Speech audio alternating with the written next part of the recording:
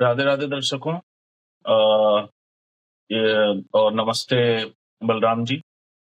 नमस्ते। अ, दर्शकों, परसों हमने एक पॉडकास्ट किया था आनंद जी के साथ अवधि के ऊपर, और तब मैंने कहा था कि मैं भाषाओं पर आगे पॉडकास्ट करना चाहूंगा, सारी भारतीय भाषाओं पर। तो अवधि के एक और बड़े जानकार, शिक्षाविद, विद्वान हमारे साथ हैं आज। मैं सौभाग्य से इनके संपर्क में आया, आनंद जी ने ही मुझे इनसे संपर्क कराया था। ये अवध क्षेत्र से ही हैं, ये मैसाचुसेट्स में प्रोफेसर रह चुके हैं। और ये अपना परिचय स्वयं, बलराम जी आप अपना परिचय स्वयं दीजिए। मैं परिचय तो अयोध्या से ही शुरू करता हूँ। मैं अयोध्या में एक गांव, अयोध्या के पास एक गांव है, वो मेरे गांव का नाम है कुरुओम, और मैं वहीं से पढ़ा बचपन में, मिडिल स्कूल तक। और फिर वो डिस्ट्रिक्ट प्लेस में, वहाँ पे गवर्नमेंट कॉलेज, इंटर कॉलेज था, वहाँ पे पढ़े। और वहाँ पे Kamla Nehru Institute of Science and Technology उसी डिस्ट्रिक्ट में, वहाँ पे अवध यूनिवर्सिटी का वो क्षेत्र वो है, यूनिवर्सिटी का भाग है। और उसके बाद मैं जेएनयू में पढ़ा, एमएससी और एमफिल किया। मैं पीएचडी करने अमेरिका चला आया, और यहाँ से यूनिवर्सिटी ऑफ विस्कॉन्सिन में पोस्ट डॉक किया। और फिर यूनिवर्सिटी ऑफ मैसाचुसेट्स डार्टमouth कैंपस में 25 साल तक प्रोफेसर था। उसके बाद हमने अपना एक इंस्टीट्यूट खोला हुआ है, रिटायरमेंट लेके वहाँ से। फिर हम पिछले 10 साल से, लगभग 9 साल हो गया, यहाँ पर काम कर रहे हैं, कुछ शिक्षा के क्षेत्र में, कुछ यहाँ पे तो अपना है ही है। लखनऊ में एक इसका, हमारे गांव के नाम से, कुरुओम स्कूल ऑफ एडवांस साइंसेस करके गांव में हमारा एक विद्यालय है, कुरुओम विद्यालय। और अयोध्या में भी एक बिल्डिंग लिया हुआ है, और उसको क्षेत्र बनाना, उसको एक सेंटर बनाना चाहते हैं आयुर्वेद और योग का।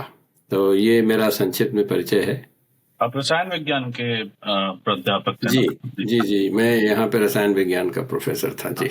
आप अपने इस इंस्टीट्यूट के संबंध में कुछ बताइए। ये बड़ी रोचक बात आपने बताई थी, ये बहुत बहुत ही बढ़िया कार्य कर रहे हैं आप। इसके संबंध में कुछ बताइए, क्या क्या। जी, उसमें सबसे बड़ी बात यह है कि ये सारी चीज़ों की जो प्रेरणा है वो हमारे गांव से है। जी क्योंकि मैं गांव में था, तो पढ़ने की बड़ी मुश्किल थी। जी गांव गांव अवधी भाषा की बात कर रहे हैं, तो मुझे वहाँ पे बहुत परेशानी हुई। खास करके जब मैं मिडिल स्कूल में गया, वो करीब 1-1.5 मील दूर पे है, तो वहाँ पे भी भाषा का बड़ा प्रभाव पड़ा। क्योंकि अब लोग तो गांव की भाषा में बोलते हैं, हम लोग वहाँ अवधी नहीं कहते, इसको गंवई भाषा कहते हैं। तो वहाँ पे जैसे, एक्चुअली प्राइमरी स्कूल में ही मेरी प्रॉब्लम हुई थी। वहाँ पे कंपोस्ट करने का था, तो उसमें था कि हिंदी में वो सब लोग पढ़ा लिखते तो हिंदी में ही थे, तो उसमें कंपोस्ट बनाने का था। उसमें है, गड्ढा खोदते हैं, फिर उसमें टट्टी डालते हैं। मुझे टट्टी शब्द नहीं मालूम था, क्योंकि हमारे यहाँ वहाँ पे गुह बोलते हैं गांव की भाषा में। और जब उन्होंने कहा टट्टी, तो हम लोग जानते हैं एक वहाँ पे शब्द है टाटी, जो बांधते हैं, वो अपने का बचाने के लिए ठंडी वंडी में। वो एक कलर की उसकी दीवार होती, थैच की दीवार टाइप की बना लेते हैं, और या कहीं पे ढकने के लिए आवरण टाइप बना लेते हैं। तो मैं सोचा ये टाटी उसमें क्यों डालें ये समझ नहीं आया। तो कुछ ऐसी चीजें हैं जो कि मैं मिडिल स्कूल में भी गया, तो वहां पे टीचर्स, पहली बार मैंने देखा कि लोग खड़ी बोली में बोलते हैं। क्योंकि हम वो से अवधि के ही थे, क्षेत्र के सारे टीचर लगभग अवधि क्षेत्र के ही थे। लेकिन वो दूसरे क्षेत्र, मतलब मैं सुल्तानपुर जो है बड़ा डिस्ट्रिक्ट है, तो वो डिस्ट्रिक्ट के पूर्व साइड से आए थे, हम लोग पश्चिम में थे। तो वो लोग, जो उनकी अवधि होती है, वो सबको नहीं समझ में आती, थोड़ी सी मुश्किल होता है। तो वो लोग हिंदी बोलना शुरू किए पहली बार। तो मुझे ये पता लगा कि हिंदी इस तरह से होती है। तो फिर मैं गाने बजाने में बहुत था उस समय, नाटक में, गाना में, ये सब में। तो वहां पे लोकगीत, मुझे नहीं मालूम था लोकगीत होता क्या है। मुझे गवई गीत मालूम, अगर कोई कहे गवई भाषा में, तो समझ में आता था। तो वो हमसे, जब मैंने देखा कि सारे टीचर तो हिंदी में शुद्ध खड़ी बोली में बोलते हैं, और उन्होंने मुझे लोकगीत में कहा बटोहिया गाना गाने के लिए। मैंने कहा कि मैंने ना कर दिया। हमने कहा हम नहीं गाएंगे, मतलब ये गवई भाषा में क्यों हमको कर, मूर्ख वाली भाषा कर रहा। तो अगर असली पढ़ाई वाली हिंदी है तो फिर उसी में करेंगे। तो यहाँ तक कि आपको विश्वास नहीं होगा, जो डिप्टी साहब होते थे, डिप्टी इंस्पेक्टर ऑफ स्कूल, उनको आना पड़ा मुझे समझाने के लिए। मैं बहुत एकदम, मैंने कहा नहीं मैं नहीं गाता उसको, ये क्या बात कर रहे हैं आप लोग सब। तो ये मेरा कहने का मतलब, मेरे ये सारा कुछ स्रोत जो है वो गांव से है। तो अब मैं अमेरिका में रहता हूँ, केमिस्ट्री का प्रोफेसर हूँ, और मतलब अब भारत की बहुत सारी रीतियों रिवाजों को भी यहाँ के हिसाब से, यहाँ पे मैं जेएनयू में पढ़ता था तो मैं सोचता था तमिल भाषा, तमिल वाले जो हैं वो एक जैसे डिब्बे में रख दिया गया कॉइन्स, चिल्लर रख दिए गए, बजा दो वही बोलते। तो और मुझे बड़ा बुरा सा भी लगता था कि ये लोग यहाँ पे आके भारत की, मतलब ऐसा सोचते थे भारत की जो भाषा जो है, हिंदी एक राष्ट्र भाषा है, तो ये लोग क्यों नहीं सीखते हैं। अच्छा, वो लोग नहीं सीखते थे, वो अभी भी हम देखे हैं कुछ लोग उसको बुरा मानते हैं, लेकिन यहाँ पर आने से ये पता लगा हम लोग एक हो गए। हम लोग किसी और की भाषा बोलते, अपनी भाषा कोई भी नहीं बोल पाता। तो पता लगा कि हम लोग चोर चोर मौसेरे भाई वाली बात हो गई। हम लोग भी सोचे कि सब लोग अब ज्यादा हमको अब यहाँ पे आए तो हमको मराठी तो समझ में ही आ जाती है, गुजराती तो लगभग समझ में ही आ जाती है, मैं बोल नहीं सकता लेकिन समझ में आ जाती है जो बोलते हैं। पंजाबी भी बहुत सारी समझ में आ जाती है, बंगाली भी बहुत सारी समझ में आ जाती है, और भोजपुरी वगैरह जो बोलते हैं वो तो समझ में आ ही जाती है। तो उसका बड़ा प्रभाव रहा है। तो इसलिए जब मुझे दूसरा ही मेरे ऊपर बड़ा प्रभाव रहा कि वहाँ पे गांव में, मतलब मैं सुल्तानपुर में पढ़ रहा था तो गवर्नमेंट इंटर कॉलेज में, तो मेरे पास वहाँ पे सुविधा नहीं, तो गांव के पहला हाई स्कूल हूँ मैं, पहला मिडिल स्कूल के बाद हाई स्कूल में शहर में पढ़ने गया, मैं पहला था। तो मुझे कुछ ज्यादा पता नहीं था वहाँ पे, और मैंने देखा मुझे बहुत परेशानी हुई, क्योंकि मैं शहर में गया तो मुझे रहने की जगह नहीं थी, लोग मिलने मिलाने कोई दोस्त नहीं था, तो भाषा वहाँ की थोड़ी सी दूसरी थी। हालांकि जब स्कूल में, तो एनीवे मैं ये प्रभावित हुआ कि, और लड़कियों को तो एकदम, मेरी बहन थी वो मिडिल स्कूल बाद के पढ़ने नहीं गई, तो मुझे बहुत बुरा सा लगा। तो मैंने स्कूल अपने गांव में खोला लड़कियों के लिए पहले, और मैंने सोचा कि हिंदी भाषा में चलाएंगे इसको, क्योंकि कम से कम हिंदी लोगों को समझ में, उनकी अपनी भाषा समझ में आना चाहिए। लेकिन वहां पे लोगों को विरोध हुआ, जो पेरेंट्स है उन्होंने विरोध किया कि बोले कि आप तो अमेरिका में रहते हैं, अंग्रेजी बोलते हैं, और हमारे बच्चों को आप हिंदी में पढ़ाना चाहते हैं। तो हमारे यहाँ के स्कूल, मतलब गांव है एकदम बिल्कुल ठेठ अवधी भाषा बोलने वाले लोग, लेकिन स्कूल जो है अंग्रेजी मीडियम में चलता है। तो फिर मैंने लड़कियों को बजाय, क्योंकि लड़कियां आ ही नहीं उस समय जमाने की, वही ऐसी, मतलब ये 25 साल पहले की बात है, तो लोग लड़कियों को पढ़ाते तो थे लेकिन शादी वादी करने के लिए पढ़ाते थे, मतलब डिग्री होनी चाहिए दिखाने के लिए, हाई स्कूल है, इंटर है। तो वो कहीं कहीं जो पढ़ाते तो वहाँ फीस उस देते थे, लड़कियां जाती नहीं थी वहां पे, वो नकल उकल करके पास करवा लेते थे। तो हमारे यहाँ ऐसा होता नहीं था, तो लोग पहले लड़कियों को इतना नहीं भेजते थे, लेकिन धीरे धीरे हमने फिर को एजुकेशन कर दिया। ये सीबीएसई अप्रूव्ड स्कूल है, तो उसमें 2 ही 3 स्कूल जिले में है, और इसका नाम नंबर 1 पे पहुंच गया है इस समय, 1000 से ज्यादा विद्यार्थी हैं उसमें। तो मैं, ये आपने पूछा कि ये इंस्टीट्यूट वाली बात कहाँ से आई थी, मुझे शिक्षा से बहुत लगाव था, कि शिक्षा के माध्यम से, क्योंकि मैं भी जहाँ पहुंचा हूँ शिक्षा के माध्यम से पहुंचा हूँ, तो लोगों को अगर गांव से मेरा बहुत लगाव, मेरा परिवार जो है संयुक्त परिवार है, और संयुक्त परिवार तो बहुत सारे मिल जाते हैं, लेकिन मेरा संयुक्त परिवार 8 पीढ़ियों से है।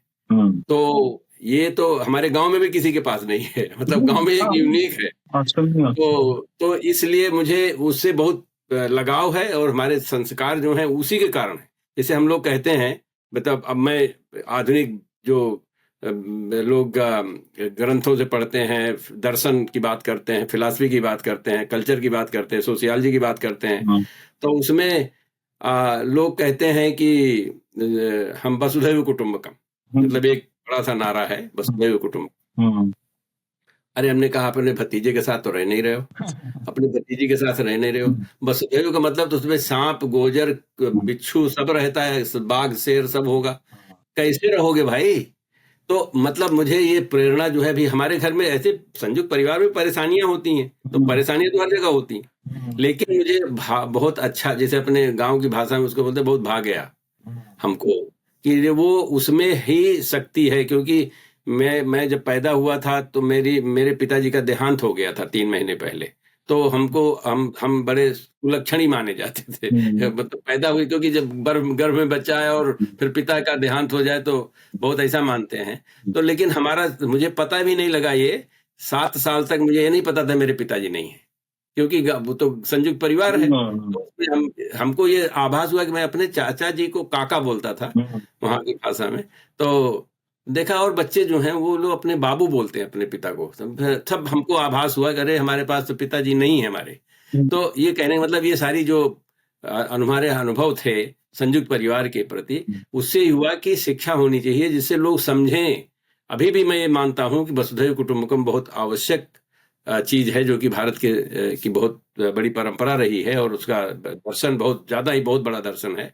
लेकिन उसको होगा कैसे जब शिक्षा मिलेगी नहीं? लोग तो सब अंग्रेजी में, हमारे खुद के स्कूल को अंग्रेजी में पढ़ाना पड़ रहा है, क्योंकि लोग ऐसा मानते हैं कि भाई उनको नौकरी चाहिए, उनको ये चाहिए। तो मेरे विचार जो है इस भाव के थे। तो शिक्षा को मैंने सोचा ही एक ऐसा माध्यम, क्योंकि मेरे पास और कुछ तो है नहीं, कोई पावर नहीं है, कोई पॉलिटिकल पावर नहीं, पैसे वाले नहीं है, तो इस शिक्षा के माध्यम से ये किया जा सकता है। इसलिए मैंने इंस्टीट्यूट ऑफ एडवांस साइंसेस खोला, और उसमें एक हमारा सेंटर है जो NIH ने इस्टेब्लिश किया था उस यूनिवर्सिटी में, जब मैं जहाँ पढ़ा था, यूनिवर्सिटी मैसाचुसेट्स में। क्योंकि वो मेरे रिसर्च का विषय था, इसलिए मैंने उसको मूव कर लिया, यूनिवर्सिटी ने दे दिया सहज भाव से। और दूसरा ये था, उसमें स्कूल ऑफ इंडिक स्टडीज हमने खोला। स्कूल ऑफ इंडिक स्टडी इसलिए खोला क्योंकि मैं जब यूनिवर्सिटी में, वैसे मैं केमिस्ट्री का प्रोफेसर था, लेकिन कुछ ऐसा भारत का ये स्वतंत्रता दिवस है ना, वो अभी तो 75 साल हो गए ना, 75 साल तो हो गए, हो चुका है। उस समय 50 साल वाला था। तो 50 बहुत गोल्डन जुबली मनाया जा रहा था। तो मुझे इतना ज्यादा, मैं नया प्रोफेसर था, मुझे इतना ज्यादा ज्ञान नहीं था। तो मैं किसी एक दूसरे प्रोफेसर थे, वो थोड़ा BHP से जुड़े हुए थे, विश्व हिंदू परिषद से। उन्होंने इंजीनियरिंग के प्रोफेसर थे, अपने लैब में बुलाए और हम लोग थोड़ा लड्डू उड्डू खिलाए। तो मुझे पता लगा अच्छा ये मनाया जा रहा। फिर जैसे 2 बजा, जैसे बाहर निकले, और फिर हम लोगों ने जनगण मन अधिनायक जैसे, मतलब अपना राष्ट्रगान गाया। तो मुझे आभास हुआ, और ज्यादा से ज्यादा रहे होंगे 10-15 लोग। तो मैंने, और वो भी, वो झंडा भी नहीं था, तो इसे एक हाथ में लेके झंडा अपना। तो मैं, अच्छा उस समय मेरा थोड़ा सा केमिस्ट्री के फील्ड में काफी दबदबा था यूनिवर्सिटी में। चांसलर वगैरह अच्छे से जानते थे, बहुत अच्छे से जानते थे। मैंने कहा मधु भाई, अगर आप बोले होते तो मैं पूरा झंडा लगवाता, पोल जो हमारा फ्लैग पोल है वो यूनिवर्सिटी का होता है। तो वो, मतलब वो लोग डरे हुए लोग थे हमारे, जब हमसे पहले पीढ़ी जो अमेरिका में आई, प्रोफेसर वगैरह थे, लेकिन वो हमसे पहले वाली पीढ़ी में थे। तो वो लोग ज्यादा हिम्मत नहीं करते थे। एनीवे, लंबा, उसके बाद लंबी गाथा है कि कैसे वहां पे मैंने कहा कि यूनिवर्सिटी के साथ ही हमको एक इंडिक स्टडीज खोलना चाहिए।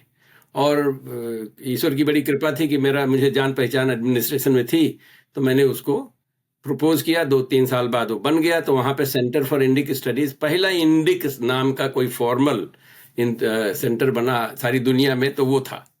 और उसमें मैं डायरेक्टर, अभी वो ये भी बड़ी इंटरेस्टिंग चीज है कि मैं तो सिर्फ पैरवी कर रहा था। 7 प्रोफेसर ने लिख के दिया था कि हमको ये बनाना है, और चूंकि मैं पैरवी कर रहा था, लोग हमको वहां पे एडमिनिस्ट्रेशन वाले जानते थे। तो जब अप्रूव हुआ वो प्रेसिडेंट ऑफिस से, तो उन्होंने बिना मुझसे पूछे अनाउंस किया, उसमें ये भी कहा कि Balram Singh will be the director. तो मैं इत्तेफाक से हो गया डायरेक्टर। मैं चाहता था मधु भाई बनेंगे डायरेक्टर, क्योंकि वो उनको ज्यादा ज्ञान, मुझे कुछ ज्ञान ही नहीं था।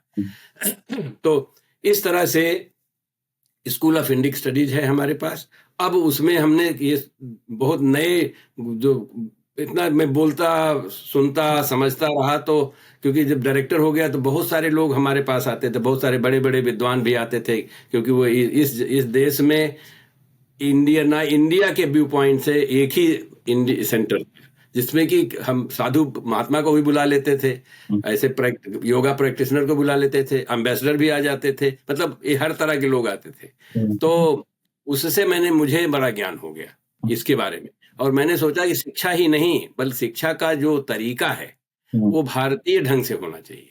जैसे मुझे पढ़ाने के लिए ट्यूशन वगैरह नहीं होता था, तो टीचर वैसे ही पढ़ा देते थे, रात को बुलाते थे। मुझे याद है कि मेरा जूता भी खरीद देते थे वो। मेरे पास एक बार जूता नहीं था, तो टीचर ने जूता हमारे लिए खरीद दिया। मतलब उनका जो भाव विद्यार्थी के लिए होता है, वो आज का तो मार्केटिंग हो गया है सब। मतलब आई हैव आल्सो एडवाइज्ड, मेरे साथ मेंटरशिप में PhD किया, मास्टर्स किया सारे तरह के लोग ने, लेकिन वो भाव नहीं है जो भाव इंडिया के टीचर्स में होता था। तो वो अपना मतलब आपको ऊपर बढ़ाने के लिए वो अपना पूरा भाव लगा देते थे, हर चीज लगा देते थे। तो मैं अब ये इस भाव से जो इंस्टीट्यूट मैंने खोला, वो उसके पिछले मतलब इंस्टीट्यूट तो मैंने 2013 में खोला था, क्योंकि वो तैयारी कर रहा था कि मैं अब बनाऊंगा इसको रिटायरमेंट होने के बाद। तो लेकिन उसका असली में रूप जो है वो मेरे रिटायरमेंट के बाद चला, 2015 के बाद। तो 2015 के बाद से समझिए कि 10 साल तो हो गया, और काफी कुछ प्रगति हो गई है। बहुत सारे पैटेंट भी मिल गए हैं हमारे इंस्टीट्यूट को, कुछ ऐसी चीजें जो रिसर्च हम बायोटेक्नोलॉजी में करने लगे हैं। और बायोटेक्नोलॉजी से काफी मतलब मेरा फील्ड बायोकेमिस्ट्री था, केमिस्ट्री का मेरा ऐसे था, लेकिन जो स्पेशलाइज था वो बायोकेमिस्ट्री में था। तो उसकी वजह से हमने बहुत सारी चीजें गांव देश की भी किया। तो आयुर्वेद शुरू किया मैंने, क्योंकि मुझे और ज्यादा ज्ञान नहीं था यहाँ के मतलब फिलॉसफी का या कल्चर का या सोशियोलॉजी का, लेकिन तो साइंस से जुड़ा हुआ था। तो मैंने फिर आयुर्वेद को शुरू किया, और आयुर्वेद शुरू करने से हमने भस्म पे काम किया, तुलसी के एक्सट्रैक्ट पे काम किया। अभी तो ये हुआ है कि हमारे जो लखनऊ वाला सेंटर है, हम लोग ढूंढ रहे थे एक वो होता है, आपका तो क्षेत्र क्या है, आपका क्षेत्र कंप्यूटर है, मैनेजमेंट।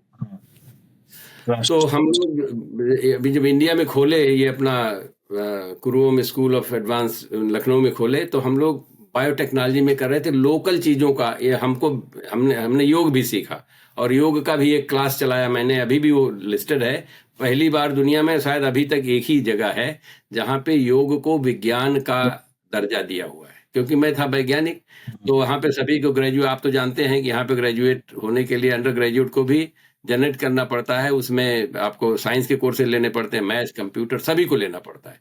तो जो हमारे यहाँ के जेनेट कोर्स में जो साइंस की रिक्वायरमेंट है, हमने एक कोर्स प्रपोज किया, साइंस ऑफ क्रिया योग, और उसको उन्होंने माना कि साइंस का कोर्स है, that meets the requirement of graduating for student. मतलब अभी तक दुनिया में और कोई नॉर्मल ऐसे योग यूनिवर्सिटी में तो कुछ भी कर सकते हैं, लेकिन इस तरह के स्टेट यूनिवर्सिटी में, जनरल यूनिवर्सिटी, मेजर यूनिवर्सिटी में इस तरह का चीज माना जाए, ये अभी तक नहीं हुआ, अभी भी नहीं हुआ है। ये हमने 2004 या 5 में करवाया था, और मैं जब तक था वहाँ यूनिवर्सिटी में तब तक तो पढ़ाया भी था इसको, कोर्स को। उसके बाद भी और लोग पढ़ाते हैं, मैं एक किताब भी उस पर लिख रहा हूँ, टेक्स्ट बुक भी लिख रहा हूँ। तो ये सारी चीजें मुझे बहुत प्रभावित किया। मतलब ये लंबा आंसर मैंने आपको दिया आपके सवाल का कि इंस्टीट्यूट का क्या एक कोई खास बात, उसमें बहुत सारी मतलब डिटेल्स हैं कि हम ये कह रहे हैं कि भाई हम लोग, हमारा अपना उद्देश्य है कि हम बच्चों से फीस ना लें। तो अब कुरुओम को कैसे फीस ना लें, लेकिन आधुनिकता लानी पड़ेगी। अब उन बच्चों को हम लोग भेज रहे हैं, 10-12 बच्चे, इस बार 12 बच्चे गए थे लखनऊ वाले सेंटर में, और उन्होंने बायोटेक्नोलॉजी सीखी, जीन एक्सप्रेशन सीखा, जीन के एनालिसिस सीखा, ये बैक्टीरियल कल्चरिंग सीखा। अब उसमें कुछ हमारे पास जो टेक्नोलॉजी नई नई निकल रही हैं, उसमें से हमारा उद्देश्य अभी ऐसे आपको बताने के लिए, मतलब हमारे ये इंस्टीट्यूट का क्या खास बात रही है, तो हम अब इसके करने के लिए हमको फीस ना लेना पड़े, किसी बच्चे से ना लेना पड़े, लेकिन बच्चे को फिर पढ़ना पड़ेगा। ये नहीं कि आगे वो फीस दे के चले जा रहे हैं, अपना पास हो गए, जो भी करें, नहीं, ऐसा नहीं। दक्षता होगी उनके अंदर। तो अब हम करना क्या चाहते हैं कि जो हमारे 2-3 पेटेंट वहां पे भी हो गए हैं, केसास में भी, जो केसास कहते हैं, कुरुओम स्कूल ऑफ एडवांस साइंसेस। तो उसमें हम ये कर रहे हैं कि इनको गांव में भेजा जाए टेक्नोलॉजी को।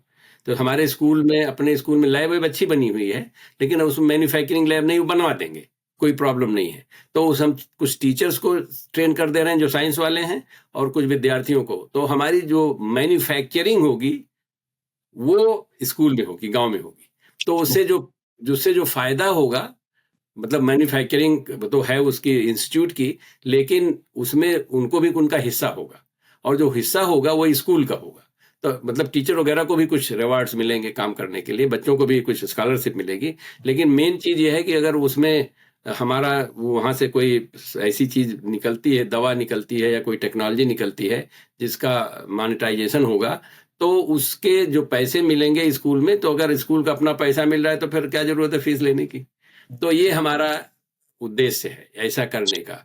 और इस उद्देश्य में अगर हम सफल हो गए तो जीवन को मैं सफल मानूंगा, क्योंकि यही चीज हम करना चाहिए। भारत की असली परंपरा है जो लोग गुरुकुल में जाते थे, अब आजकल का ये गुरुकुल इस तरह का करना है कि उसको बायोटेक्नोलॉजी, वो सारे टीचर्स लोग, और वहाँ पे टीचर्स और सारे लोग बहुत ही कोऑपरेट करते हैं, बड़ी मेहनत करते हैं, और नंबर 1 स्कूल है। मतलब कोविड काल में एक दिन भी क्लास नहीं बंद हुआ था, एक भी दिन, क्योंकि हमने टावर लगा दिया, तो सबको इंटरनेट मिल गया फोन पे करके सारे। तो टीचरों का बहुत ही योगदान है। वहाँ की प्रिंसिपल हमारी जो है मिसेस शगुफा अफजल, बड़ी मेहनत करती हैं। और वो हमने उनसे बोला है कि आप कुरुओं विद्यालय को सर्वोपर, दुनिया में सर्वोपर, कि वही एक दिन भी स्कूल नहीं बंद हुआ है। सोच लीजिए, कहीं इस दुनिया में कहीं हुआ ही नहीं है। अमेरिका में भी स्कूल बंद हुए हैं कोविड के कारण, लेकिन वहां नहीं बंद हुआ, क्योंकि वो वहाँ के टीचर्स इतने ज्यादा कमिटेड हैं। और बच्चे, अब आपको बताऊं कि जो जेएनयू के बच्चे भी यहाँ पे हमारे गुरु वहाँ जाते हैं, लखनऊ वाले सेंटर में जेएनयू के बच्चे जाते हैं, जो वहाँ पे एक आयुर्वेदा बायोलॉजी कोर्स चलता है, उसको मैं पढ़ाता भी हूँ, एक आध कोर्स उसमें। वो लोग भी गए थे वहाँ पे सीखने के लिए। जो जो जिस तरह का डेडिकेशन और सवाल जिज्ञासा, वो जो बच्चे 11वीं 12वीं के आए थे उनके अंदर, वो हमारे एमएससी के स्टूडेंट जो जेएनयू में हैं उनके नहीं। ऐसा वो हमारे लोकल टीचर्स ने बताया, साइंटिस्ट ने बताया। तो मुझे लगता है ये हमारा, ये तो मुझे नहीं मालूम था ऐसा हो सकता है, लेकिन अगर ऐसा, क्योंकि जिज्ञासा बस ही सारा चीज सीखा जाता है। जो हमारे यहाँ की जो गुरुकुल की परंपरा रही, जिससे उपनिषद निकले हैं, उसमें वो आचार्य और शिष्य के बीच के वार्तालाप और जो उसको आगे खोज करते थे, वही है उपनिषद। तो खोज करने वाले जो हैं वो विद्यार्थी भी हैं। तो ये हमको लगता है कि हमारा जो अपना उद्देश्य है, उसमें हमको आश्चर्यचकित कर दिया कि हाँ, सही में ये तो बहुत अच्छी बात है। गांव के लोग हैं, उनको मेहनत करने में कोई प्रॉब्लम नहीं, इनको जिज्ञासा है, उनको ये भी नहीं रहता कि नहीं हम तो जानते हैं, हम बड़े विद्यार्थी हैं। और जो छोटे से हाई स्कूल से आ रहे हैं, तो उनको तो ये बहुत मौका मिल रहा है ना, तो उनको बड़ी जिज्ञासा है, अच्छा ये कैसे होता, वो कैसे होता। और वही जो है किसी भी इनोवेशन का आधार हो सकता है। हाँ। तो ये तो हो गया काफी लंबा परिचय जी। नहीं, आप बहुत बढ़िया कार्य कर रहे हैं, सेवा कार्य कर रहे हैं, पुरानी गुरुकुल पद्धति को जीवित करने का, पुनर्जीवित करने का प्रयास कर रहे हैं। तो आज के समय में बहुत बहुत आवश्यक है, इसकी बहुत महत्वपूर्ण है।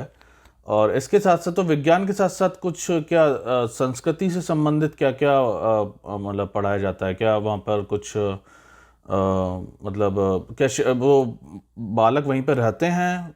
मतलब गुरुकुल में क्या होता था कि वो रहते नहीं है ना, वो आसपास गांव में? अभी नहीं रहते हैं वहां पे। गांव के स्कूल की बात करें, नहीं, अभी तो गांव से लोग आते हैं, दूर दूर से, कोई तो 25 किलोमीटर दूर से आते, क्योंकि स्कूल का नाम हो गया है। जी अपने बच्चों को जी और सब सभ्यता संस्कृति के आधार, वैसे तो जो भी वो पढ़ते हैं भारत के इतिहास। अच्छा। हाँ, वो तो सीबीएसई। 2-3 कार्यक्रम होते हैं साल में वहाँ पे, अच्छा। जिसमें कि स्टूडेंट और टीचर सब अच्छे से भाग लेते हैं। एक होता है मनीषा, दुर्गा अष्टमी जो होती है, जी उसमें 7-8-9 दिन का जो कार्य, रामनवमी के समय होता है उनका वो। तो वो जो उसमें पूरी तरह से टीचर्स, स्टूडेंट्स, पूरी तरह से, और मतलब समाज के लोग भी जुड़ते हैं।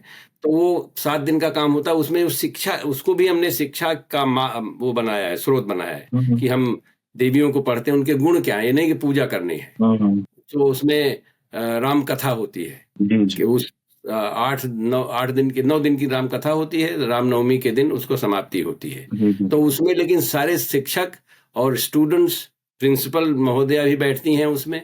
वो हैं वैसे कहने के लिए तो मुसलमान है भाई, तो ऐसा हमने कभी उनसे कहा भी नहीं कि नहीं आपको करना है, तो उन्होंने स्वयं किया, उसको करती हैं। क्योंकि शिक्षक से बड़ा, जैसे मैंने कहा ना, हमारे शिक्षक जो थे वो हमको अपनी औलाद से भी ज्यादा मानते हैं। तो जो हम जिसको शिक्षा देते हैं उससे हमारा मन का मिलन होता है। हमारे बच्चे तो ठीक है, मतलब हमारे बच्चे भी उतना हमारे ऊपर उनका संबंध नहीं बनता है, जिम्मेदारी जरूर बनती है, लेकिन जो विद्यार्थी होता है उससे तो मन से जुड़ते हैं ना लोग। तो वो करती हैं, स्वयं भी करती हैं। और दूसरा, ये एक हमने प्रोग्राम अभी खत्म हुआ है जुलाई में, रुद्र मंथन। अच्छा। तो वो इसलिए हुआ क्योंकि जो कुछ हमारे साथ जो असिस्टेंट प्रोफेसर हैं, प्रोफेसर अपर्णा धीर, वहाँ पे इंडिया में रहती हैं, लेकिन शी इज अपॉइंटेड हमारे यहाँ वाले अमेरिका में जो आईनेट्स है, आ भी चुकी हैं यहाँ पर। आईनेट्स, उसको आईनेट्स कहते हैं, इंस्टीट्यूट ऑफ एडवांस साइंसेज को यहाँ पे आईनेट्स कहते हैं, लखनऊ वाले को केसास कहते हैं, क्योंकि Kurum school of advance sciences. तो वो एक बार, बहुत दिन से हम लोग कर रहे हैं, पहले इन पर्सन करते थे, बाद में जब कोविड आ गया तो ऑनलाइन करने लगे, वो वाला नवरात्रि वाला। तो एक बार उन्होंने कहा, आजकल यंग लेडीज को भी तो ये समस्या है ना, तो उन्होंने कहा कि सर आप सब लोग ये करते हैं, सारी लड़कियों को बताते रहते हैं क्या क्या करना चाहिए, कोई लड़कों को नहीं बताता उनको क्या करना चाहिए।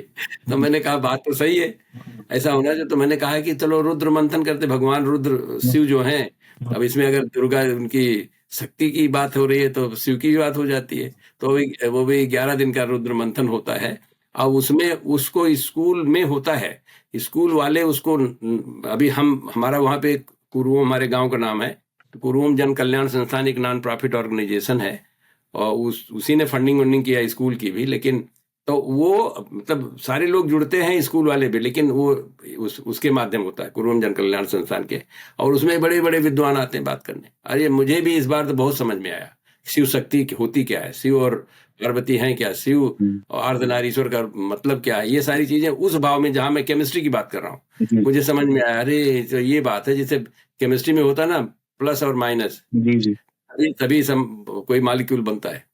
तो मतलब वो है शिव शक्ति, कि वो में जब सारा समझ में आ गया, अच्छा ये बात है, मतलब एक के बिना दूसरा हो नहीं सकता, यही नहीं सकता, तो ये उसका वो भाव भी होता है, ये विज्ञान के हिसाब से। तो अब हमने तो यहाँ पे एक वर्ल्ड एसोसिएशन वैदिक स्टडीज है, और अमेरिका में स्थापित है, तो उनके साथ मैं उनके बोर्ड ऑफ डायरेक्टर्स में भी हूँ।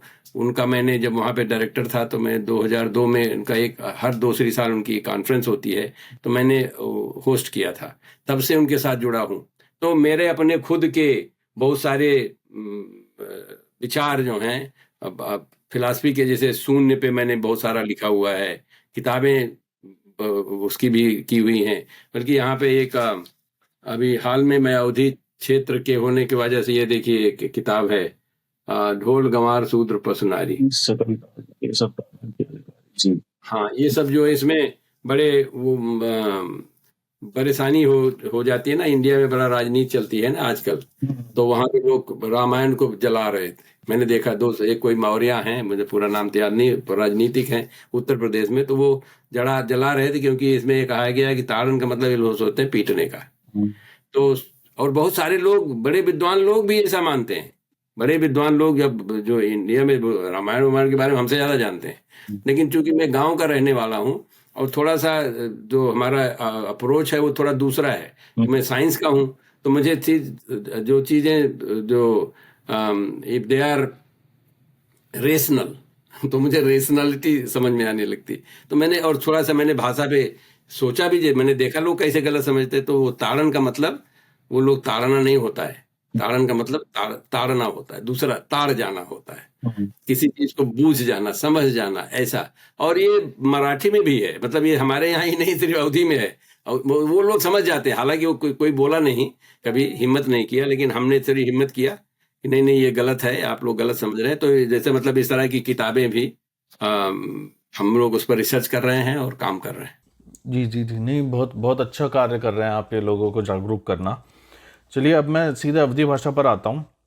तो आप बाल्यावस्था से ही घर में आपके में अवधी बोली जाती थी, तो आप अवधी में धारा प्रवाह बाल्यावस्था से ही रहे हैं, है ना? जी जी, अच्छा, मुझे हाँ, धारा प्रवाह वही अभी भी बोल लेता हूँ सब कुछ। जी जी। तो अब ये बताइए कि आजकल जो अवधी तथा जो हमारी जो क्षेत्रीय भाषाएं, जैसे कि मेरा भी ब्रज भाषा की पृष्ठभूमि है, मेरी माता जी की ब्रज भाषा है माँ बोली, तथा मेरे गांव में भी ब्रज भाषा ही बोली जाती है अभी तक। तो और वहाँ के भी लोग उसे ब्रज भाषा के रूप में नहीं जानते हैं, उसे गांव की भाषा कहते हैं। उन्हें नहीं पता कि इसको ब्रज भाषा कहा जाता है, वो ये कहते हैं अच्छा गांव की भाषा में बोल रहा है, ठीक है। तो जो पतन हो रहा है, इसके लिए क्या प्रयास हो रहे हैं अथवा होने चाहिए? क्या प्रशासनिक स्तर पर कोई प्रयास किया जा रहा है अवधि के संरक्षण का, अथवा क्षेत्रीय कुछ लोगों में कुछ, क्योंकि आजकल तो सब हिंदी ही बोलने लगे हैं, हिंदी अथवा अंग्रेजी, हिंदी भी छोड़ के अब तो अंग्रेजी ही बोलने लगे हैं धीमे धीमे। तो उसके लिए नहीं, कुछ लोग कर रहे हैं, जो ऐसा कोई मेन व्यक्ति तो नहीं है। मैं देखता हूँ कुछ ग्रुप बना हुआ, व्हाट्सएप ग्रुप ही बना।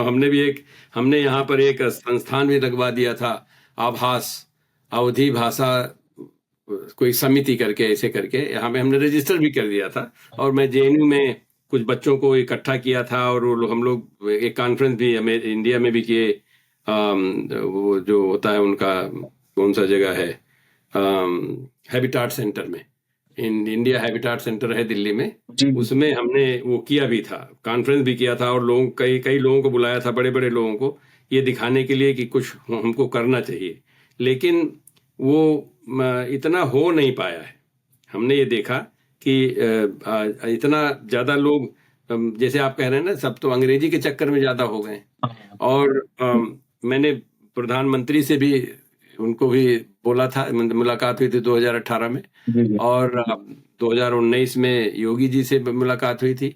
योगी जी को तो मैंने ज्ञापन भी दिया और कि अवधी भाषा का होना चाहिए, क्योंकि मैथिली मतलब भाषाओं के क्या है आप तो जानते होंगे, भाषाओं का क्या है कि वो स्केड्यूल है ना, एक स्केड्यूल 8 या कुछ, हाँ जी जी जी, 22 भाषाएं हैं उसमें। हाँ, उसमें भाषाओं का है, सब बहुत सारी भाषाएं, 22 भाषाएं। हाँ, तो उसमें मैथिली है, ब्रज भाषा नहीं है। सबसे ज्यादा जो जोर दे रहे हैं वो लोग, वो कौन सी बात है जो बिहार में बोलते हैं ना, क्या बोलते हैं उसको, भोजपुरी वाले काफी जोर लगा रहे हैं।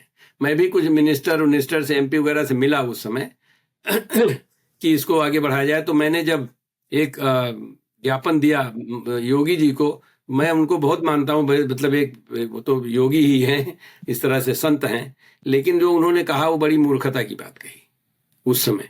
मुझसे वो बोले कि लेकिन उसकी लिपि तो एक ही है, हिंदी और उसकी, मतलब वो लिपि, उनको इतना समझ में नहीं है कि भाषा और लिपि में फर्क है। लिपि एक ही है, इसका मतलब नहीं कि वो भाषा अलग नहीं हो सकती। जैसे जितनी अंग्रेजी, मराठी और नेपाली भी तो देवनागरी में लिखी जाती हैं, मिलती जुलती, काफी मिलती जुलती। हाँ, पर लिखी तो देवनागरी में जाती हैं, पर तो मैं कह रहा हूँ कि जो ये रोमन में, लैटिन में जो लिपि है, वो तो सारे जितना पूरे यूरोपियन सबकी लिपि, फ्रेंच, जर्मन, हाँ, पुर्तगाली, स्पेनिश, हाँ। उन्होंने उस पर ध्यान नहीं दिया। तो आई वॉज वेरी डिसअपॉइंटेड। और हम लोग कोशिश, हम भाई कई लोगों से मिले, प्रधानमंत्री के ऑफिस में मिले, प्रधानमंत्री से मिले तो उनसे भी मैंने बोला था ये, लेकिन उनको ज्ञापन मेरे पास उस समय नहीं था तो नहीं दिया था। लेकिन मैंने ज्ञापन तैयार करके योगी जी को दिया, कुछ हमारे एमपी वगैरह थे उनसे भी मिले कि वो हुआ कि, लेकिन हो नहीं पाया। तो अब ये अवधि की बात कर रहा हूँ, बाकी भाषाओं में मैथिली है, मराठी है, बंगाली है, इन लोग भाषाओं का बहुत सारी भारत की भाषाएं हैं जिनको, परंतु अभी आपने कदाचित सुना होगा, वो मैं जब फरवरी में भारत गया था, उस समय मैं भारत में ही था, तब ये हुआ था, मैं लाइव टीवी पर देख रहा था कि उत्तर प्रदेश की विधानसभा में ये बोला था कि अब जो विधानसभा की कार्यवाही है वो हिंदी और अंग्रेजी के अतिरिक्त 4 उत्तर प्रदेश की भाषाओं में की जा सकेगी, उसकी अनुमति दे दी गई प्रशासनिक स्तर पर। उसमें अवधी थी, भोजपुरी थी, बुंदेली थी और ब्रज भाषा थी। आपने सुना था ये? हाँ, ये हुआ था अभी इसी फरवरी में। और फिर उन सारे नेताओं ने जो इन क्षेत्रों से थे, उन्होंने इस भाषा में फिर भाषण भी दिया था, और मैं लाइव उस समय देख रहा था टीवी पर। बहुत अच्छा उन्होंने वो कदम उठाया था उस समय। ये तो बहुत अच्छी बात है, मुझे नहीं मालूम था इसके बारे में, एकदम से नहीं मालूम था। अगर ऐसा है तो बहुत ही अच्छी बात है, और ये होना भी चाहिए। तो ये इसमें, लेकिन ज्यादा में तो बहुत अच्छी बात, अगर कम से कम भाषण तो दे सकते हैं, उसे बोल सकते हैं। हाँ। लेकिन मैं अभी योगी जी का अभी भाषण सुना था मेरी हाल में, लेकिन वो तो हिंदी में बोल रहे थे। हाँ। वो गोरखपुर के हैं, भोजपुरी तो बोल सकते हैं। वो गोरखपुर से खड़े होते हैं, परंतु वो हैं तो उत्तराखंड से, उन्हें आती तो नहीं होगी भोजपुरी बोलनी, पता नहीं उतनी धारा प्रवाह समझ लेते होंगे, पर मुझे लगता है कि बोलने में कदाचित नहीं उतनी अच्छी बोल पाते। आई डोंट थिंक कि उनको नहीं समझ में आती है, या कि उनको नहीं समझ में आती है, पर बोल नहीं पाते होंगे, क्योंकि वो उनका 20-22 वर्ष तक तो वो वहीं रहे थे ना, उत्तराखंड में। हो सकता है, ये आपकी बात सही है, ऐसा हो भी सकता है। हाँ। तो लेकिन मैंने नहीं किसी को सुना, जो उनके साथ जो आगे पीछे जो बोल रहे थे, सब हिंदी में बोल रहे थे। चलिए हिंदी में बोले तो उत्तर प्रदेश में चलेगा, पार्लियामेंट में तो अंग्रेजी में बोलते हैं, सबके सब अंग्रेजी, मतलब ऐसा नहीं कि वहाँ हिंदी में भी बोलते हैं, लेकिन अंग्रेजी, लेकिन उसका जो पार्लियामेंट का रूल ये है कि सारे नियम जो बनेंगे वो अंग्रेजी में पहले बनेंगे, फिर ट्रांसलेट होगा। अच्छा, ये पार्लियामेंट्री वो है। देखिए क्या विडंबना है, कितनी दुख की बात है। सुप्रीम कोर्ट में अंग्रेजी में ही बहस होगी। ये सब अभी भी है। अच्छा, उससे मुझे ध्यान आया बलराम जी, आपने कुछ वो भाषा के विश्वविद्यालयों के संबंध में बताया था कि भाषा के कुछ विश्वविद्यालय हैं भारत में और अन्य कहीं पे नहीं है, वो क्या था आप बता रहे थे? हाँ, वो मैं ये कह रहा था क्योंकि मुझे संस्कृत में बहुत प्रेम है, और जिससे जब प्रेम होता है व्यक्ति उसको नजदीक से देखता है। जी जी। तो संस्कृत के भाषा के कुल मिला के डीम्ड यूनिवर्सिटीज और यूनिवर्सिटीज मिला के जो जिनको यूनिवर्सिटी का स्टेटस मिला हुआ है 28 यूनिवर्सिटीज हैं इंडिया में। पहले 19-20 होती थी, अब और बढ़ गई हैं। और फिर मुझे जब उनको नज़दीक से देखता हूँ, क्योंकि मेरा इंटरेस्ट है विज्ञान में, और बहुत सारा जो ज्ञान है भारत का वो संस्कृत में है। तो इसलिए मैं कई जगह पे हमारे ज्ञान की बात जो है वहाँ पे जब होती है तो वो लोग हमको सुना देते हैं संस्कृत का एक कोई श्लोक सुना देंगे, और उसका जो रेगुलर मीनिंग है, डीप मीनिंग जो हमारे ऋषि मुनि ने लिखा रहा होगा वो नहीं आता है उसमें। तो इस तरह से वो, और कई जगह के ट्रांसलेशन भी जो हुए हैं संस्कृत के बड़े उल्टे सीधे हुए हैं, जैसे कि कलोनियलिज्म का संस्कृत में ट्रांसलेशन है, वो है वो कहते हैं ना उसको उपनिवेशवाद। क्या बोलते हैं? उपनिवेशवाद। हाँ, उपनिवेशवाद। तो अब मैं उनसे पूछने लगा उपनिवेशवाद में कहाँ से क्या आया हुआ है, तो वो बोलते हैं कि हाँ बताए, उप का मतलब नजदीक से, निवेश का मतलब होता है इन्वेस्टमेंट। और तो हमने कहा ये इन्वेस्टमेंट थोड़ी ना करने आए थे कॉलोनियल लोग, वो लोग तो ये, मतलब आप उनका उल्टा बोल रहे हो, कम से कम ट्रांसलेशन तो सही करो। मैंने पार्लियामेंट वाले का ही, मैंने कहा पार्लियामेंट का ट्रांसलेशन क्या है? संसद। मतलब वहां पे सही चीज, सद का मतलब सही चीज बोलना, वहां झूठ के अलावा कुछ बोलता नहीं कोई। मंत्रालय, एक भी मंत्र नहीं आता किसी को कहने के लिए मंत्रालय, मतलब ये हमारे पुराने मंत्रालय बहुत जरूरी चीज है। जैसे मंत्र से लोग सिद्ध करते थे चीजों को, तब उसका मंत्र होता था, फिर वो मंत्री बनते थे, मंत्रणा देते थे। जैसे कितने मंत्र बहुत बड़ा शब्द है, लेकिन ऐसी बहुत सारी चीजें हैं ऐसी जिसको कि संस्कृत वालों ने, मतलब ऐसे कुछ उदाहरण आपके सामने रखा हुआ है। उसी तरह से जो इसका रूप है भगवत गीता वगैरह के भी जो हैं, कर्मण्डेवाधिकारस्ते मा फलेषु कदाचन, तो उसका जो गूढ़ मतलब है, कर्म का मतलब क्रिया नहीं है। मैंने ये सोचा ये चीज, क्योंकि मेरे बेटे ने एक बार हमसे पूछा ये कि डैडी अगर, मतलब आप चिंता नहीं करो कहाँ जा रहे हैं फल की, बस शुरू कर दो। तो हमने कहा, तो उसने बोला कि हमको न्यूयॉर्क जाना, मैं गाड़ी चलाना शुरू कर दे, पता लगा शिकागो पहुंच गया। तब तो मैंने कहा बात तो सही है इसकी। तो फिर मैंने उसका अध्ययन किया कि कर्म क्या है। कर्मण्डेव, कर्मणि एव है से बना हुआ है कर्मण्डेव। तो कर्म क्या है? तो कर्म का मतलब लोग समझे एक्शन नहीं। तो अगर मैंने फिर इसको अंग्रेजी के व्याकरण का माध्यम बनाया कि वो अंग्रेजी में सब्जेक्ट, ऑब्जेक्ट और वर्ब को क्या बोलते हैं। तो वर्ब को क्रिया बोलते हैं, सब्जेक्ट को कर्ता बोलते हैं, ऑब्जेक्ट को कर्म बोलते हैं। ऑब्जेक्ट मतलब ऑब्जेक्टिव, हमारा मतलब कर्म हमारा उद्देश्य होना चाहिए, क्रिया हमारा। तो अधिकार को जो मैंने अपनी केमिस्ट्री मैंने झाड़ी इसमें सब में, मैंने अधिकार का मतलब अधिक क्रिया, अधिक क्रिया से वर्ड अधिकार बनता है। तो अब आप काम करोगे लेकिन उद्देश्य के लिए, आपका जो भी उद्देश्य बनता है उसके लिए क्रिया करोगे तो आपका अधिकार बनता है। अब आजकल लोग अधिकार ऐसे मान लेते हैं कि हमारा अधिकार है, मैं पिता हूं तो पिता का अधिकार है, मैं पिता का कर्म करूंगा तो अपने आप आ जाएगा वो। मैं प्रोफेसर हूं तो मेरा अधिकार है, लेकिन मैं प्रोफेसर अगर काम करूंगा तो अपने आप हो जाएगा। मैं प्रेसिडेंट हूं किसी इंस्टीट्यूट का, वो जो भी, अगर मैं उसको काम करूंगा तो भी लोग देखेंगे, लेकिन काम करूं, सिर्फ बैठ के नहीं होगा। तो मैंने ये चीज मतलब ये संस्कृत वालों को हमने बताया, इस पे हमने एक दो आर्टिकल भी लिखा हुआ है, लेकिन वो पहले मानते नहीं थे, बहुत सारी चीजें नहीं मानते। एनीवे, तो पॉइंट इज कि संस्कृत का के इतने यूनिवर्सिटीज हैं। यूनिवर्सिटीज का मतलब उसमें भाषा का मतलब ये हुआ यहाँ पे कि हर चीज का उसके जो ज्ञान है उसको समझाने की बात है। उसमें साइंस भी होना चाहिए, उसमें फिलॉसफी होनी चाहिए, उसमें जो सोशियोलॉजी होनी चाहिए, सब कुछ तो लिखा हुआ है संस्कृत में। लेकिन एक अभी नहीं करते, सब संस्कृत पढ़ाते हैं। उनको मैं रचना चाहिए, करना चाहिए ना लोगों को। हम आजकल के जमाने में हम नई नई चीज बनाते हैं, करते हैं, तो उसको हम पेपर छापते हैं, किताब छापते हैं, जो भी करते हैं, मतलब इनोवेशन करते हैं। तो हम इन लोगों को रचयिता होना चाहिए, लेकिन मैं बोलता हूँ ये लोग रटयिता हो गए हैं। मतलब रट के जो होता है। और आज ही मेरे दिमाग में आया आपके मैसेज आने के पहले ही कि पढ़ने वाले को क्या कहते हैं?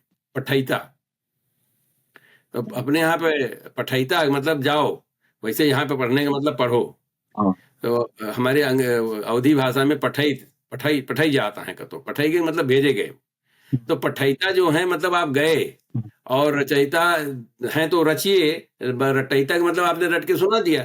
तो ये आपका जो सवाल था कि और बाकी भाषाओं का क्या है, तो मैंने इसके बारे में देखा कि और जगह क्या है, और अंग्रेजी की कोई यूनिवर्सिटी है क्या, जर्मन की कोई यूनिवर्सिटी है क्या? नहीं, यूनिवर्सिटी में पढ़ाया जाता है, इंग्लिश पढ़ाया जाता है, जर्मन पढ़ाया जाता है, इटालियन पढ़ाया जाता है। बल्कि हमने फ्रेंच लिया था, हमारे लिए I was required to have a foreign language. America में मैंने पीएचडी किया, तो मुझे अंग्रेजी के अलावा एक विषय लेना था। उसमें जो हिंदी और संस्कृत नहीं था, ऑप्शन ही नहीं था, लेकिन फ्रेंच और जर्मन, इटालियन ये सब ऑप्शन था। तो मैंने फ्रेंच पढ़ा।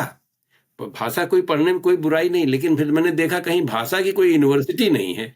तो भारत में संस्कृत के अतिरिक्त और भाषाओं के भी विश्वविद्यालय हैं? संस्कृत के अतिरिक्त और दो हैं। एक विश्वविद्यालय वार्धा में, वो है हिंदी का। अच्छा। हिंदी का विश्वविद्यालय है वो।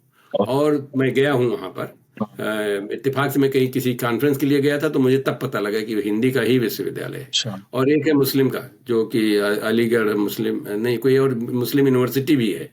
मतलब मुस्लिम यूनिवर्सिटी तो ऐसे उसमें बहुत सारी चीजें पढ़ाई जाती हैं, लेकिन भाषा के नाम पे भी उर्दू पे एक यूनिवर्सिटी है अलीगढ़ में। अच्छा। तो बस, और बाकी कोई किसी और भाषा की यूनिवर्सिटी नहीं, इंडिया में भी नहीं है। तो इस तरह से मतलब भाषा तो अभिव्यक्ति है ना। अभिव्यक्ति कुछ अंदर होगा तभी तो उसको अभिव्यक्त करेंगे। तो जब वो चीज भारत की जो है वो बहुत बहुत भारत की नहीं, सारी दुनिया की है। इसमें हमने देखा हुआ है कि जो साइंस को भी, क्योंकि लैटिन और ग्रीक और रोमन भाषा से उसको संचालित किया गया है, तो विज्ञान का ही जो रूप है वो उनके कल्चर से मुझे दिखाई पड़ता है। मैं तो केमिस्ट हूँ, केमिस्ट्री में तो बहुत सारी चीजें हमको सोचना पड़ता है कहाँ से कैसे कुछ उत्पत्ति हुई है। अब केमिस्ट्री शब्द का ही आप सोच लीजिए, केमिस्ट्री शब्द का मतलब होता है उनकी भाषा में रंग, चमक, ये सब चीजें होती हैं, जो मतलब बाहर के लोग मानते हैं। तो और हमारे यहाँ उसको क्या बोलते हैं? रसायन। अब रस में और केमिकल्स में बड़ा फर्क। रस जो है वो फंक्शनल चीज है। मैं भी I am teaching right now Ayurvedic chemistry, JNU के विद्यार्थियों को पढ़ा रहा हूँ, और मैंने उनको ये दिया हुआ है कि रस की केमिस्ट्री बताएं। तो अब उनका पूरा ये हमने वो दिया हुआ है। मैंने अब आजकल तो एआई का जमाना है, मैंने कहा तुम लोग एआई यूज कर लो, जो भी जितना यूज करना है कर लो। मैंने उनको ये दिया हुआ है कि वो रस का स्राव जो होता है मुंह में होता है, फिर उसके दिमाग में जाता है, फिर शरीर में पूरे, मतलब जो इनका हमारे आयुर्वेद का है, उसमें तो एक तन्मात्रा है रस, रूप रस गंध, शब्द स्पर्श रूप रस गंध, उसी के अनुसार वो लोग ट्रीटमेंट करते हैं। तो अगर हम उसको अब उसकी केमिस्ट्री समझें, तो उसकी केमिस्ट्री एक छोटी सी नहीं है। ये नहीं कि जीभ में रखा आपने रस आ गया, नहीं, वो जब होता है तो फिर पूरे शरीर में उसका भाव जाता है। बायोकेमिकल पाथवेज बहुत सारी होती हैं, ब्रेन में एक्टिविटी बढ़ती है, ये सब दुनिया भर का वो सारा कुल मिला के इसलिए होलिस्टिक हेल्थ है।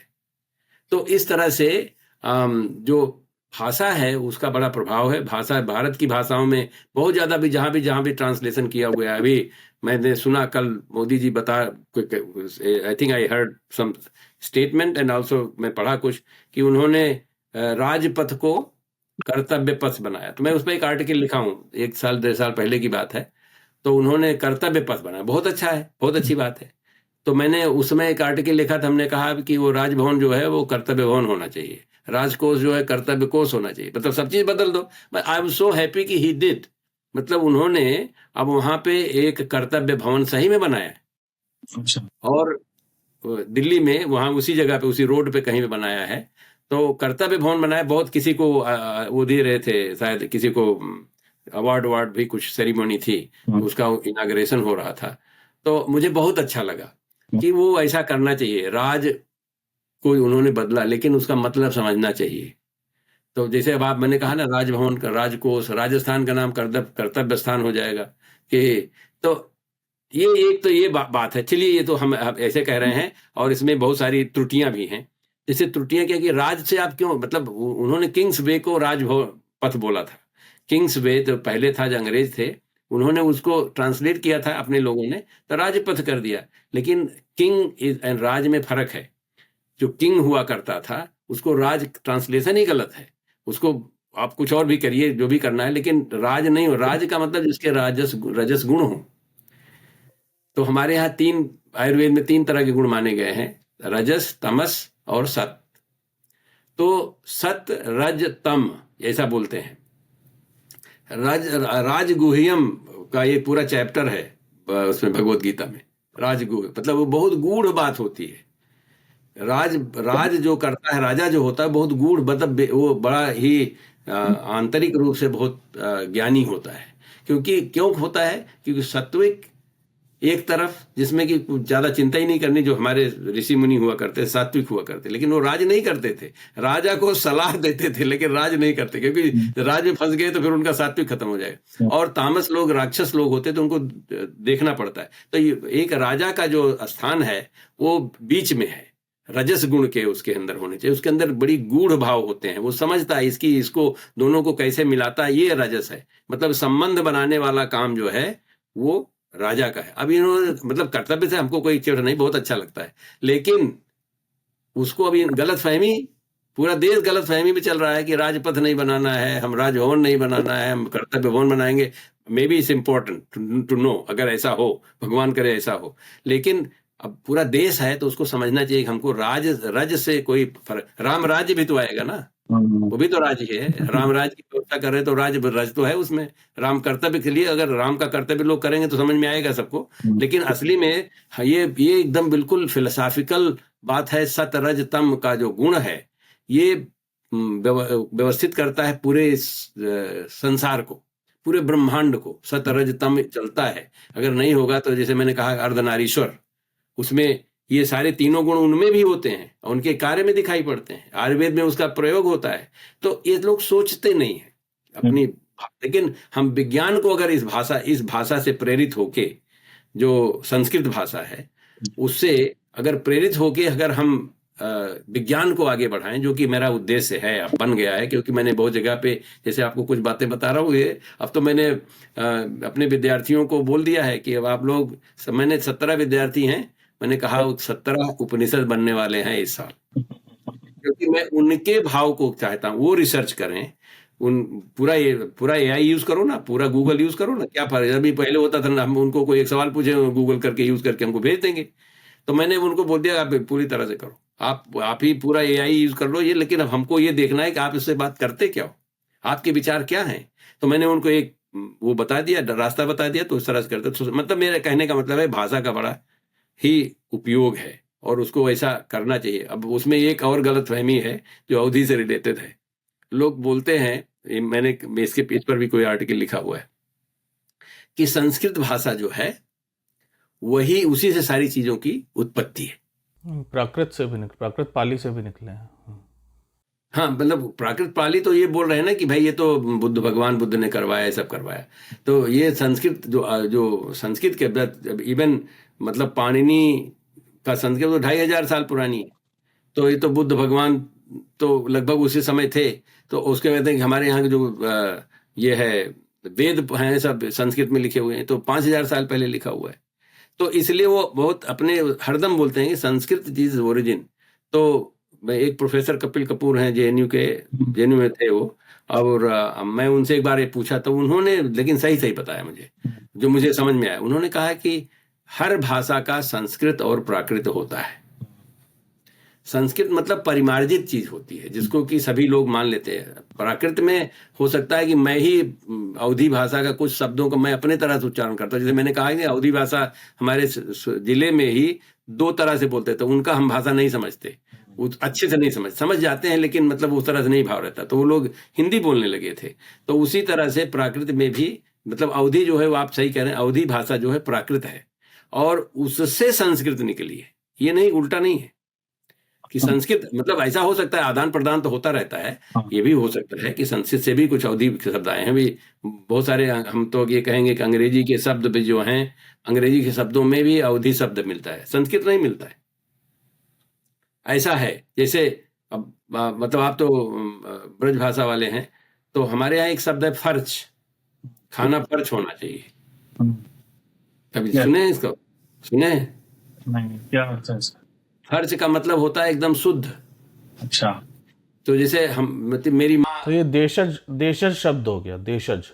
जैसे तत्सम तद्भव और देशज होते हैं, तत्सम होते हैं संस्कृत के शब्द, तद्भव जो संस्कृत से निकले हैं, ऐसे मुख से मुंह बन गया, और देशज वो शब्द होते हैं जो न संस्कृत, जिनका संस्कृत से कोई लेना देना नहीं है, जो कि वही क्षेत्र से निकले हैं। जैसे कि हमारे और बोला जाता है, जैसे ये फच जो शब्द हो गया, पता नहीं मुझे इसका संस्कृत से उद्गम है अथवा नहीं है, लगता तो नहीं, हो भी सकता है, पता नहीं, लगता नहीं है, पर तो ये देशज शब्द हो गया, ये वही स्थानीय लोगों ने बनाया अपने आप। इसका संस्कृत और प्राकृत से कोई लेना देना नहीं है। हाँ, अब हम आपको बता रहे हैं अनुभव की बात। हम भारत से आए हैं, गांव से आए हैं। गांव में एक शब्द होता है निमोना। ये कदाचित सुना सुना सा लग रहा है। जी जी। हाँ, तो ये एक भोजन है, एक तरह का क्या व्यंजन है ये। वो गांव में जब वो होती ना, मटर की फली निकलती है, तो उस ताजा फली को उसको लाके उसको कूच के, उसकी जो दाल की तरह होता है लेकिन दाल नहीं है वो। अच्छा। उसमें काफी, उसको निमोना कहते हैं। हमारे बेटे को बहुत पसंद है। हाँ। अब वो यहाँ पे उसको कोई और कहा ही नहीं जा सकता, निमोना ही कहा जाएगा। और उसको इतना पसंद था कि उसने हमको करीब 5-6 साल पहले एक बार कहा था कि डैडी, यहाँ पे हमको गांव का खाना क्यों नहीं मिलता। हाँ। जो इंडियन रेस्टोरेंट में जाते हैं, जैसे निमोना कहीं नहीं मिलेगा आपको। अरे आप गांव के भोजन की, अब यहाँ यूएस में बात कर रहे हो, आप भारत में जब किसी भी रेस्टोरेंट में जाओगे या भोजनालय में भी जाओगे, आप देखोगे कि पनीर के इतने प्रकार मिलेंगे, पनीर मखनी, पना फला, परंतु आपने कभी क्या कहते हैं, ये तोरई या लौकी की सब्जी बिकती हुई देखी है? किसी भोजनालय ढाबे तक पे नहीं मिलती है, क्योंकि उसे वो लोअर क्लास के रूप में देखते हैं कि अरे कौन यहाँ पे वो।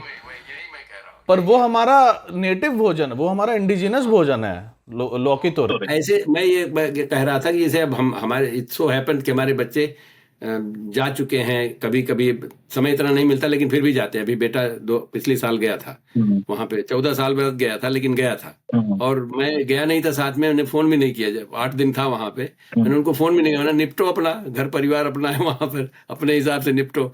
तो उसको प्रेम है, क्योंकि खटाई और अचार अभी भी सारे बच्चे को हम घर से ही आता है सबके लिए, तो वो उनको ज्ञान है। तो मैं ये कह रहा हूँ कि माने 1000 साल बाद, अगर 1000 साल बाद भी वो निमोना को निमोना ही बोलेंगे, क्योंकि वहां से आया है वो। तो उसी तरह से बहुत सारे ऐसे शब्द हैं, जैसे मैंने फर्च का शब्द है, असल में वो शब्द है, मैंने उसको सोचा, उसका मतलब होता है एकदम शुद्ध होना चाहिए, शुद्ध ऐसा होना चाहिए कि सड़ा भी नहीं हो। तो इसका मतलब उसका शब्द है कि फ्रेश। फर्च एंड फ्रेश इंग्लिश का शब्द है, संस्कृत में है ही नहीं। इससे ये पता लगता है कि अवधी भाषा या ऐसे भी और भी भाषाएं जो होंगी, जो प्राकृत भाषा जो आप कह रहे हैं, ये संस्कृत के पहले की हैं, अंग्रेजों तक पहुंच गई। जैसे हमारे यहाँ पे आपके यहाँ होगा जरूर कि बर्न, किसी चीज को जलाने के लिए क्या बोलते हैं? बार दिया, आग बार दिया। आपके यहाँ है क्या ऐसा? बार। हमारे यहाँ शाम को बोलते भैया आग बार दो, आग बार दिया। मतलब बार दिया मतलब जलाना। संस्कृत में उसको है प्रज्वलित करना, लेकिन अंग्रेजी में है बर्न। तो इससे भी पता लगा कि ये भाषा संस्कृत के पहले ये लोग गुजर गए हैं। इसमें मैं इसलिए अब और मुझे ज्यादा विश्वास हो गया है इस पर। जैसे एक और भी शब्द है, तुलसी बाबा ने लिखा है, और भी किसी ने लिखा, मुझे याद नहीं किसने लिखा, निंदक नीरे राखिए आंगन कुठी छवाए। निंदक नीरे राखिए आंगन कुठी छवाए, और बिन पानी बिन कुछ ऐसे करके सब खत्म, ऐसा कुछ है, पूरा दोहा वो नहीं याद है, कहावत है ये। तो निंदक नीरे राखिए, ये तो है। अब नियरे का जैसे उसमें पंचवटी नियरानी, तो ऐसा उन्होंने तुलसी बाबा ने लिखा हुआ है, नियरानी शब्द वहां पे भी लिखा हुआ है। तो नियर शब्द का मतलब है नजदीक, और अंग्रेजी में भी नियर है और अवधी में भी नियर है। पंजाबी में भी नेड़े कहते हैं कि नेड़े आ जा, नेड़े, तो पंजाबी में वही अर्थ है। संस्कृत में समीप, निकट, निकट है, निकट। हाँ, निकट मिलेगा, सही जो आप बोल रहे हैं, लेकिन यहाँ पे अंग्रेजी और जो अवधी का शब्द नियर, नियरानी एकदम मिलता है। नहीं, वो तो ऐसे तो संस्कृत के भी बहुत सारे शब्द अंग्रेजी से मिलते जुलते हैं। नहीं, वो तो अंग्रेज वाले लोग बोलते हैं कि उनके यहाँ से आए, वो गलत बोलते हैं। I understand. इंडो यूरोपियन, हाँ। जैसे हमारे यहाँ नीक एक शब्द है, नीक, ये बिहार भोजपुरी में भी बोला जाता है नीक। हाँ, नीक बहुत बहुत बहुत नीक लागत है। हाँ, नीक लागत है, हाँ। तो लेकिन नीक को क्या बोलेंगे संस्कृत में? शोभनम। शोभनम। तो ऐसा नहीं, तो संस्कृत में ऐसा नहीं होता है किसी भी एक भाव के लिए अथवा किसी एक वस्तु के लिए एक ही शब्द नहीं होता है, अनेक शब्द होते हैं। कई बार एक शब्द अधिक प्रचलन में होता है परंतु अन्य शब्दों का भी प्रयोग हुआ होता है। नहीं, आई नो, तो होता ही है, लेकिन मैं बात ये कह रहा हूँ, बात हमारी ये है कि इसके बाद में आपको जो बताता हूँ शायद आप इसके बारे में नहीं सोचे होंगे जो बताने जा रहा हूँ। बताइए। तो उसमें क्या है, मैं इसलिए लिखा हूँ इसको, सबको मैं किताब में कुछ लिखा था तो उसके देख रहा हूँ कि कैसे नियर का है। और नीक जो शब्द है वो नाइस, उसका उच्चारण कभी कभी सी को का भी बोलते हैं ना, तो उच्चारण में कहीं हो गया होगा। मैं अपनी तरह से बोल रहा हूँ, मैं क्योंकि मुझे अपनी ये बात रखनी है। इसी तरह नानी को संस्कृत में क्या बोलते हैं? नानी को संस्कृत में क्या बोलते हैं? नानी तो जानते हैं, माता मही। तो कहाँ से, कोई मिलता ही नहीं। लेकिन डच में भी नैनी, अभी अंग्रेजी में भी नैनी शब्द है ना। और डच का मैंने इस पे थोड़ा सा रिसर्च किया, डच में एग्जैक्टली लिखा मदर्स मदर इज नानी। अच्छा। तो मतलब यहाँ पे वो सांप की बात सही है, बहुत सारी चीजें एक दूसरे में आदान प्रदान भी होता है। लेकिन अब मैं जो आपको बात बताने जा रहा हूँ वो है विष्णु पुराण की। जी। विष्णु पुराण में मैं जैसे मैंने आपको बोला ना कि पहले शुरू में कि जब ये जो साउथ इंडियन होते थे, तमिल क्या बोलते हैं भगवान जाने, मुझे बहुत गुस्सा लगता था उनके ऊपर जब मैं जेएनयू में पढ़ता था, क्योंकि इतना हिंदी तो बोल सकते हो यार, इतना सीख सकते हैं। मैं दो चार चीजें इंगवा मैंने भी जब गया था मद्रास में तो मैंने सीख लिया था, थोड़ा दो चार लाइन तो मैं बोल लेता था तमिल का भी। तो ये लोग क्यों नहीं सीखते? लेकिन विष्णु पुराण में, मत्स्य पुराण में लिखा हुआ है, मत्स्य पुराण लिखा है कि भगवान विष्णु ने जो अवतार लिया था मत्स्य, क्यों लिया था? क्योंकि बाढ़ आई थी। ये तो यहाँ पे क्रिश्चियन लोग भी अपना करते हैं ना, उनके यहाँ भी बाढ़ आई थी। हाँ जी। हाँ, तो बाढ़ आई थी, उसमें बाढ़ कहाँ आई थी? समुद्र में जी। नदी वदी में नहीं, तालाब में बाढ़ नहीं आई थी। जी। समुद्र में बाढ़ आई थी। जी। तो उन्होंने एक तमिलियन किंग थे जिनका नाम था मनु। अच्छा। उनको बाढ़ से निकाल के लाके रखा सूखे में, ऊंचाई पे। वो जगह कौन सी थी? अच्छा, उत्तर भारत। अच्छा। तो वो वहां पे समय नाम नहीं याद आ रहा है, एक जगह है सीतापुर के पास, वो लखनऊ और कानपुर के बीच में है, जहाँ पे उन्होंने तपस्या की थी। ना से शुरू होता है, कुछ ऐसे याद नहीं आ रहा है समय नाम। अच्छा। तो मनु शत्रुपा जो हैं वो मनु हैं जिसके नाम से मैन शब्द बना हुआ है। मानव, मनुष्य जो शब्द है वो मैन को हटा नहीं पा रहे हैं ये लोग। मैन तो मैन ही है, क्योंकि है तो मनु से ही सब लोग। तो वो मनु जो हैं वो मत्स्य पुराण वाले मनु हैं। और वो कहाँ पे राज करते थे? अयोध्या, नैमिषारण्य जगह है, लखनऊ के समीप है। जी। नैमिषारण्य में तो क्या सारे कितने सारे अपने शायद भागवत पुराण का भी जो वक्ता थे सुखदेव जी ने जो बोला है वो कदाचित शायद नैमिषारण्य में ही तो उन्होंने प्रवचन किया। अच्छा जगह है, लेकिन मैं ये कह रहा हूँ कि वो वहीं पे जगह है, अवध क्षेत्र की जगह है। बहुत पवित्र स्थान है, पवित्र स्थान माना जाता है, वो पवित्र स्थान मानते हैं। वहां पे मनु ने जब राज छोड़ा था तो जाके तपस्या, इक्ष्वाकु को राजा बना के वो चले गए थे। अब ये बड़ी इंटरेस्टिंग चीज है कि दो ही मतलब हमारी जो कॉस्मोलॉजी है, इंडिया की जो कॉस्मोलॉजी भी मानते हैं, वो ये मानते हैं कि मनु जो थे वो आदि मनु को आदम भी कह सकते हैं। आदिम बाबा हमारे यहाँ हो सकता है आपके ब्रजभाषा में कहते होंगे, आदम नहीं कहते हैं, आदिम कहते हैं। बोलते हैं आदिम बाबा आदिम के जमाने से ऐसा चल रहा है, ऐसा कहते थे। तो वो भी आदि मनु से आता है, जिसको ये जो आदम और ईव बोल रहे हैं, ये आदि मनु से आता है, आदिम। जी जी। तो अब इसकी बात मैं ये कह रहा हूं कि वहां पे ये भारत में जो पूरे संसार की कॉस्मोलॉजी वहीं से शुरू हुई, अकॉर्डिंग टू मत्स्य पुराण। तो अब जो भी अब बाकी सब लोग मानते हैं कि मनवंतर होता है, वो मनवंतर भी मनु से ही चलता है। हाँ फिर इतने मनवंतर होते हैं तो इतना कल्प होता है, इतने मनु परिवर्तित नए नए मनु आते रहते हैं ना, नए नए हर 14 अभी ये 7वां मनवंतर चल रहा है। तो मेरा यहाँ पे कहने का मतलब है, अब इसको मैं साइंस से जोड़ता हूँ। साइंस में जो मनुष्य की उत्पत्ति है वो 260,000 ईयर्स वो पहले हुई थी अफ्रीका में, ऐसा मानते हैं, मिडिल अफ्रीका में हुई थी। और उस वहां से, लेकिन इंटरेस्टिंग सबसे बड़ी कहानी है जो ये कि साइंस वालों ने पढ़ा हुआ है ये, बल्कि ऐसे पॉपुलर उसमें भी निकला हुआ है, उसका पूरी कहानी निकली हुई। नेशनल जियोग्राफिक में एक आर्टिकल निकला था, उसी से मैंने देखा इसको पहले। तो वहां पे है, उसमें लिखा हुआ था out of Africa into India, title ही था। लोग कब निकले? 70,000 साल पहले। और पहुंचते पहुंचते इंडिया में वो स्थापित हुए 65,000 साल पहले। मतलब ये सब ऐसे ये सब चीजें एकदम ऐसे नहीं होती तुरंत हवाई जहाज से बैठे चले गए। उस समय तो कुछ था ही नहीं, पैदल चलते रहे होंगे, पता भी नहीं होगा कहाँ जाना है, लेकिन जाते जाते जाते साउथ इंडिया में ही गए थे वो। बिकॉज वो एक तो अफ्रीका से मिलता जुलता है उनका कुछ कल्चर और कलर, ये सब चीज। तो आप देखेंगे तो साउथ अफ्रीका में स्टैब्लिश हुए 65,000 साल पहले। और पहली बार वहां से भारत से, मतलब तो उसके बाद नॉर्थ आए, जैसे हम कह रहे मनु भी और भी लोग आए होंगे, वो पहली बार वहां से लोग 50,000 साल पहले पहला ग्रुप वहां से निकला और वो अरब जाके अरब देश में गया।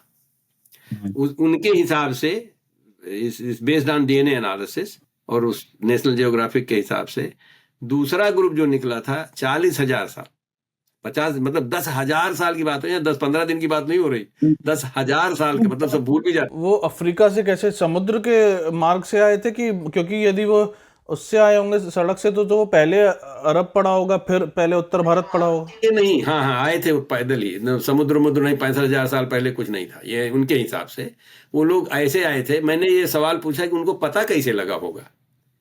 तो हमारा एक असिस्टेंट है यहाँ पे, पॉल लिंडो, वो है वैसे उसका पुर्तगीज, उसके एंसेस्टर्स पुर्तगाल से आए हैं। तो उसने बहुत अच्छी बात, उसने कहा, ऐसे ही चर्चा हो रही थी 5 साल पहले की बात है, तो उसने कहा एनिमल्स को वॉच करते हैं लोग ना, और अभी भी भारत की परंपरा रही है, ये एनिमल्स को बहुत उससे सीखते हैं। बहुत सारी कहावतें एनिमल्स के हिसाब से होती। गए, जैसे अपने अवधि में कहते गए भैंस पानी में, मतलब भैंस जब घुसी तो उसको ऐसा बोलने लगते हैं। तो एनिमल्स, जो पक्षी तो हैं, वो तो हजारों मील चले जाते हैं और वापस आ जाते हैं। तो अब ये इसके बाद का जो मैं बताने जा रहा हूँ वो मेरा अपना विचार है कि जैसे हर दुनिया में बहुत उसके कारण कई हैं, भारत में जानने के समझ सकते हैं, लेकिन ज्यादा नहीं बता रहे हैं। मतलब ये है कि हर 1.25 लाख साल में एक आइस एज आता है, और जब आइस एज आता है तो सारी दुनिया में ठंडी हो जाती है। मतलब पोल्स पे एकदम ठंडा हो जाता है। जो साउथ पोल से जब हवा आती है तो समुद्र में उसको सोख लेता है, क्योंकि समुद्र इतना है तो सारी ठंडी हवा जो है उसी में सोख ली जाती है। लेकिन नॉर्थ पोल से जो आता है वो सारी दुनिया में फैल जाता है, कोई रह ही नहीं सकता। मतलब खाने पीने की बात नहीं रह जाती है। यूरोपियन लोग जो इतने एग्रेसिव हैं, इसके अभी उनके यहाँ भी एक फसल होती है, एक ही फसल होती है। अमेरिका में भी आप रहते हैं, यहाँ पे एक ही फसल होती है। कहीं कहीं पे कुछ हो सकता है, फ्लोरिडा वगैरह में हो जाए एक से ज्यादा, एक ही फसल होती है, क्योंकि यहाँ पे ठंडी, इनकी आदत ही पड़ी है और ठंडी भी ऐसी होती है। भारत एक जहाँ पे 3 फसलें होती हैं। तो ये जब हवा ठंडी चलती है तो कोई और कहीं रह नहीं सकता है, क्योंकि कहीं सिर्फ भारत में रह सकते हैं लोग, क्योंकि हिमालय है। हिमालय उसको रोक लेता है। ऐसा नहीं, ठंडी तभी भी पड़ती है, लेकिन इतना नहीं पड़ती जितना बाकी सबको पड़ती है। इसलिए ये लोग वहां पे भारत में, मतलब 5,000 साल में ऐसे चलते चलते चलते गए होंगे ना, तब वहां पहुंचे। एक दिन में तो पहुंचे नहीं, तो चलते चलते। लेकिन ये वहां पे नहीं रुके, क्योंकि मिडिल ईस्ट में भी कोई हिमालय तो है नहीं, वहां भी ठंडी। तो उत्तर भारत में तो रुके ही होंगे, उत्तर भारत में तो बसे ही होंगे। नहीं उत्तर, मैं ये कह रहा हूँ इसलिए वो साउथ इंडिया में पहले बसे। जो इनका मैप दिखाया हुआ है डीएनए वाला, वो साउथ इंडिया में पहले बसे। उत्तर भारत में भी ठंडी होती है, ज्यादा ठंडी होती है, लेकिन ये सही है कि उत्तर भारत में बच सकते थे, लेकिन वो पहले वहां क्यों जाएंगे? इतनी ठंडी जब पड़ रही तो पहले जाएंगे जहां बच सकते। तो वहां पे ऐसा मैप दिखाया हुआ है पूरा। तो वहां से मैं ये कह रहा था कि 50,000 साल पहले पहला झुंड वहां से निकला, जैसे हम और आप निकल के आए हैं 40 साल पहले, 20 साल पहले, उसी तरह से 50,000 साल पहले ये पहला झुंड वहां से निकला, अरब देश में गया। इसलिए अरब देश की बहुत सारी इंक्लूडिंग भाषा आपसे मिलती जुलती है। अब ये जो लोग क्या बोलते हैं उनको, जो उन्होंने बोला था ना कि सब लोग बाहर से आए,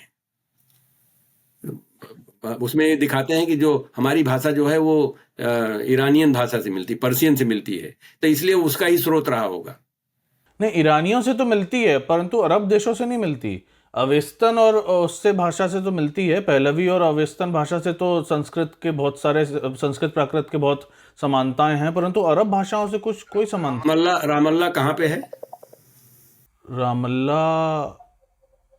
रामल्ला तो अरब देशों में है, ईरान में नहीं है। कहाँ से उनको नाम मिला ये? तो आप कह रहे नहीं मिलती है। अरे तो राम तो का अर्थ तो कुछ और भी हो सकता है उनकी भाषा में। राम हमारे यहाँ, आप ऐसा कह रहे हैं, आपको मालूम नहीं ना, मैं बताता हूँ आप। अल्लाह शब्द कहाँ से आता है?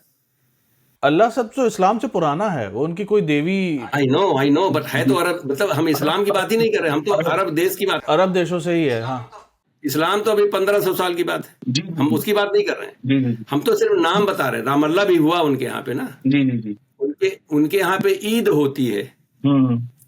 ईद का मतलब मालूम? दैट्स इट, ईदम, दैट्स इट।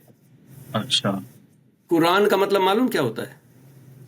कुरान का मतलब होता है जो मंत्रोच्चारण, जैसे कोई मंत्र पढ़ते हैं ना लोग, गाते हैं, उसको कहते हैं कुरान। कुरान शब्द का मेरे गांव से लेना देना है। मैं अपने, हमारे प्रिंसिपल ही मुसलमान है, मैंने कहा कुरुओम, ओम से आया है ये। उनके, हमारे यहाँ ओम बोलते हैं ना हर चीज में, फिर बाद में बोलेंगे ओम। उनके यहाँ पे क्या बोलते हैं? अमीन, आमीन, आमीन, एमेन, एमेन, ये लोग एमेन बोलते हैं। आमिन, ये सारे शब्द ओम से जुड़े हुए हैं। कुरुओम की जगह पे कुरान हो गया, उसको मंत्र पढ़ रहे हैं। तो मतलब ऐसे बहुत सारे शब्द हैं, और कि जिसके कि आपको अल्लाह की बात बता रहा हूँ, ये अवधि से मिलता जुलता है, इसलिए कह रहा हूँ। हमारे यहाँ पे एक शब्द है अलख निरंजन। जी जी, ये तो बहुत प्रसिद्ध शब्द है जी। अलख का मतलब मालूम क्या है? अलख जलाना, अर्थात कुछ अलग जगाना, सॉरी, अलग जगाना नहीं, मुझे अवधि शब्द में राम लखन दो भाई थे ना। जो चीज दिखाई पर लखते हैं हम लोग, जो लख लेते हैं, अब हो सकता है कि आपके ब्रजभाषा में लखना शब्द हो, तो जब लख मतलब कहते हैं लखे रहा भैया, इनका मतलब देखे रहा, दिखाई पर जो पड़ता है उसको लखना बोलते हैं। और अलख का मतलब जो ना दिखाई पड़े। अल्लाह का एग्जैक्टली द सेम डेफिनेशन, अल्लाह की डेफिनेशन एग्जैक्टली वही जो निर्गुण, निर्गुण ब्रह्म, निर्गुण ब्रह्म हो, इसको कहते हैं। मतलब लेकिन भाषा अलख वाली है। अब वहां पे अरब देश में मैं गया हूँ, इजिप्ट में गया हूँ, और भी कई दो तीन देशों में घूमा हूँ। वहां पे खास करके इजिप्ट में भी बुलाया गया था, कोई सेमिनार वगैरह था टाक्सिन पे 2010 में। अपने बच्चों को भी लेके गया था, 2 बच्चों को। तो उनकी मैं अब आपको बता रहा हूँ कि कल्चर से जो, ये तो भाषा मैंने आपको बताई, कल्चर की बात बता रहा हूँ कि मैं इजिप्ट में नाइल रिवर का मतलब नील रिवर है, वैसे नाइल उसको बोलते हैं, नील रिवर। अभी भाषा हमारे यहाँ से ही तो है, हमारे यहाँ की भाषा है ना नील, नीलकंठ तो हमारे ही भगवान है। लेकिन वो मैं आप गुण बता रहा हूँ उनके। तो उन्होंने क्या किया था, एक नाइल रिवर पे डिनर किया था। एक उनके पास वो पानी का जहाज होता ना, जिसमें बड़ी सी जहाज थी, उसी में सब खाना पीना सब। तो हम लोग बस से गए थे लोग, हम पहले कुछ लोग पहुंच गए थे, हम लोग बाद में पहुंचे। जो हमसे वो ऑर्डर लेने आया, तो हमने कहा हम लोग वेजिटेरियन हैं। तो उन्होंने कभी सुना ही नहीं था कि कोई वेजिटेरियन आएगा, कोई तैयारी नहीं की थी उन्होंने उसकी। लेकिन उन्होंने जो किया वो मैंने आज तक कहीं देखा नहीं है। उन्होंने सारा सर्विंग बंद कर दिया, एवरीथिंग स्टॉप्ड। 25 मिनट उनको लगा वेजिटेरियन खाना बनाने में। पहले खाना बना के हम लोगों को परोसा फिर से शुरू हुआ। इसको कहते हैं अतिथि देवो भव। मतलब उनको ये नहीं करे क्या, हमारे इंडिया में कोई नहीं सुनने वाला। अभी मैं बोलूं वेजिटेरियन, कहाँ के पागल हैं। अब हमारे घर में हमारी ये बहस हो चुकी है हमारे चाचा जी से गांव में कि वो भी मांसाहारी हैं। हाँ, वो कहे भगवान भी तो खाते थे। उन्होंने रामायण रामचरितमानस से मुझे वो दिया। ये हमारी चर्चा उनसे 2-3 साल चली थी, एक 10 साल की बात नहीं थी। उन्होंने कहा कि मीन पीन पाठीन पुराने, भरी भर भार कहारन लाने। मीन का मतलब मछली, पीन का मतलब दारू, पाठीन का मतलब पठिया जो बकरी को बोलते हैं। तो उन्होंने कहा ये चीज उनको दिया गया था भेंट में। किसको? भरत जी को। जब भरत जा रहे थे राम को ले आने, तो ये वो वहां के जो निषाद राज के लोग थे, उन्होंने उनको दिया था। तो बोले जब दिए थे तो खाते ही होंगे ना, ऐसा उन्होंने कहा। तो मैंने कहा कोई जरूरी था, राम तो थे नहीं उसमें। तो उस ग्रुप में राम को तो नहीं दिया था उन्होंने, मान लो भरत को दिया था। तो आप भरत का बोल सकते हो। राम को बोले जब वो खाते थे, जब शिकार करते थे हिरण का, मृग शिकार करते थे तो खाते रहे होंगे ना। बोले जब उस हिरण मारते थे तो खाते रहे होंगे। तो हमने कहा मच्छर मारते हो? मतलब जो चीज मच्छर हम मारते हैं, इसका मतलब नहीं थोड़ी ना हम खाते हैं उसको। तो ये मेरा कहने का मतलब है कि जो उनके यहाँ पे अभी भी ये भाव है, कहाँ से गया होगा? ये बहुत पुरानी बात है, अतिथियों का किस तरह से भाव। अब ऐसे कई चीज हम बता सकते हैं, उनके कई चीज बता सकते हैं। ये मैं अंगूठी पहना हूं, ओम लिखा है जी। एक बार इसी को जो ओम ऐसे करने में ओम दिख रहा है ना जी। और जब मैं ऐसे पहनता हूं इसको, तो ये इसका मतलब होता है अल्लाह। ये ऐसे हुआ, मेरे केमिस्ट्री डिपार्टमेंट में कोई प्रोफेसर आए थे नॉर्थ ईस्टर्न से लेक्चर देने। तो हम लोगों का होता है ना, मिलते हैं उनसे। उनके साथ एक महिला आई थी जो कि इजिप्ट की थी। उनके यहाँ कोई आई रही होगी कुछ सीखने, पोस्ट डॉक टाइप की रही होगी। तो उसने मतलब आधे घंटे की हमारी मीटिंग थी, उन्होंने पूरा सुना, मेरी बात वो सुनी। वो महिला कुछ बोल नहीं रही थी, लेकिन जब जाने लगी तो बोली आप मुसलमान हैं क्या? She said are you Muslim? मैंने कहा why, I am not, I am Indian, I mean there are lot of Muslims in India. I thought may be वो चेहरा देख के ऐसा सोच रही होगी अपने हिसाब। उसने कहा कि योर रिंग इट सेज अल्लाह। क्योंकि उसी को ओम को 90 डिग्री घुमाइए अल्लाह, एग्जैक्टली वो लिखा। मेरे पास मैंने एक मुसलमान यहाँ पे आया था, हमारी आई थी बेटी थी, उससे मैंने कहा तुम लिखो, मेरे पास लिखा। उसने एग्जैक्टली उसको टर्न करो 90 डिग्री ओम। तो अब आपको आ रहा है ना समझ में कहाँ से हम, मतलब जेनेटिक है, लैंग्विस्टिक है। ये जो आर्यन इन्वेजन थ्योरी ये लोग बोले थे ना, इन्होंने उल्टा घुमाया कि हम लोग वहां से आए। जैसे हम कहें कि सारा कुछ हम लोग बताते हैं, हम इंडिया अपने घर वालों को। जब नानी मतलब अपने यहाँ पे एक कहावत आप बोले थे एक आध दो इसके लिए, नानी के आगे ननियोरे खाल। आपके यहाँ है कहावत क्या? नहीं, क्या अर्थ है इसका? नानी के आगे ननियाउर को उसको कहते हैं जहां पे नानी रहती है। तो नानी के आगे ननियोरे खाल, मतलब नानी को नानी के घर की सारी कहानी आप सुना रहे हो। जबकि नानी वही की है, उसको सब कुछ पता है। तो ये हम लोगों को आर्यन इन्वेजन थ्योरी वाले हमको बता रहे हैं कि आपको कहां से आए हैं।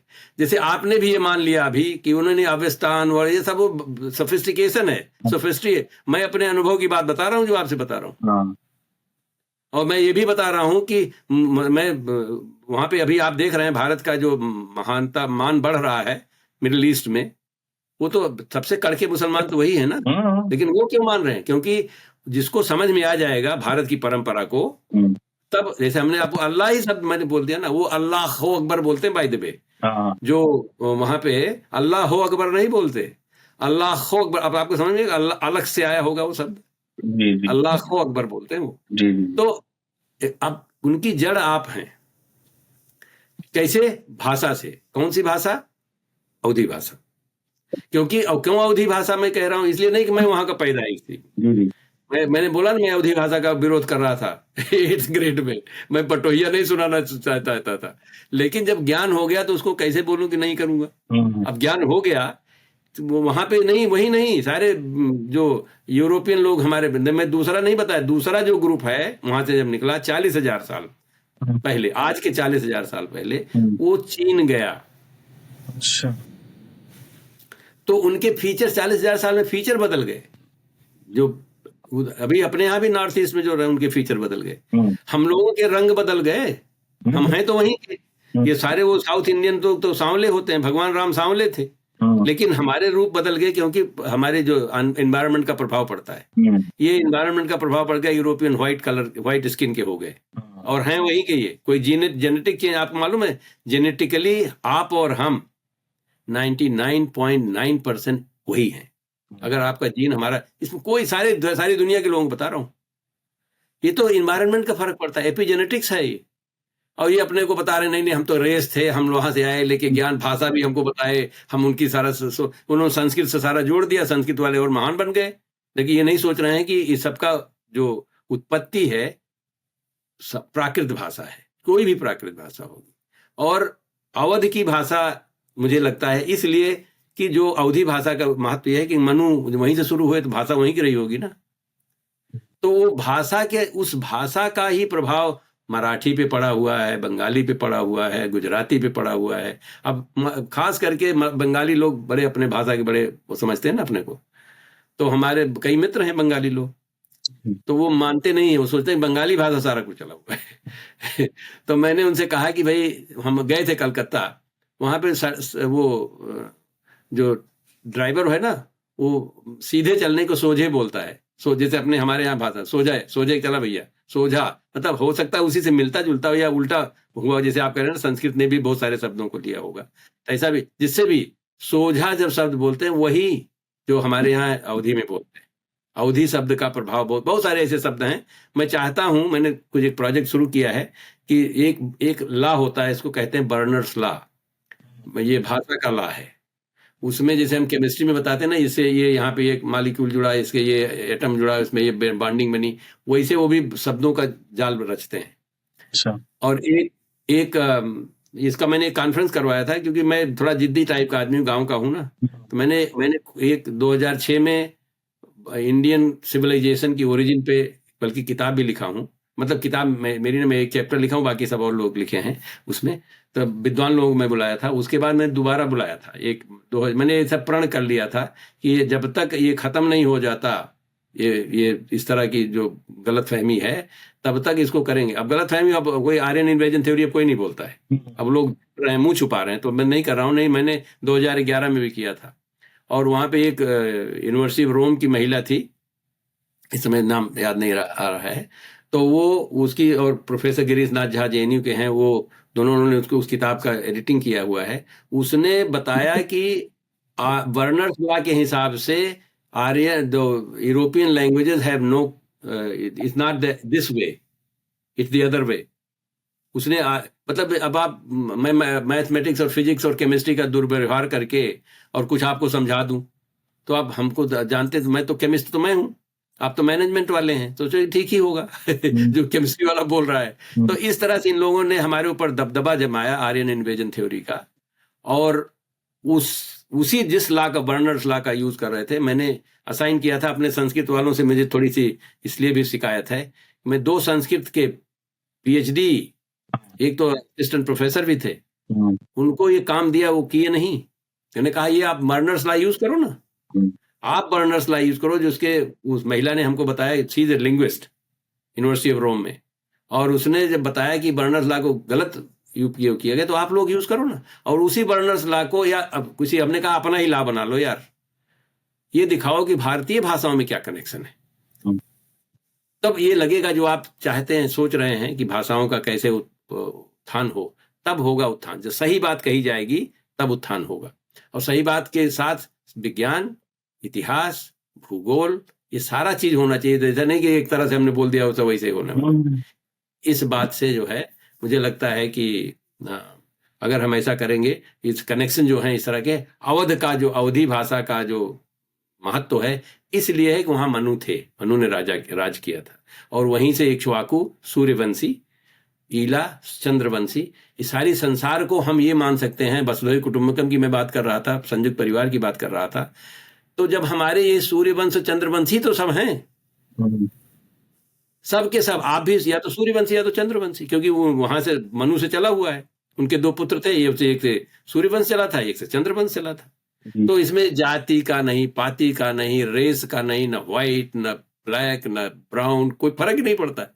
अगर हमारी सारे लोगों की उत्पत्ति उसके हिसाब से सूर्यवंश और चंद्रवंश की है, और वो सारी उत्पत्ति जो है अयोध्या की है। इसलिए वहां की जो वहां की, जैसे आप कह रहे हैं, जहाँ की हम गांव के रहने वाले हैं तो गांव की भाषा बोलेंगे, आप भी गांव में रहे हैं तो आपकी गांव की भाषा लगी हुई है। तो जिस क्षेत्र से शुरुआत हुई तो भाषा तो वहीं से निकली होगी ना।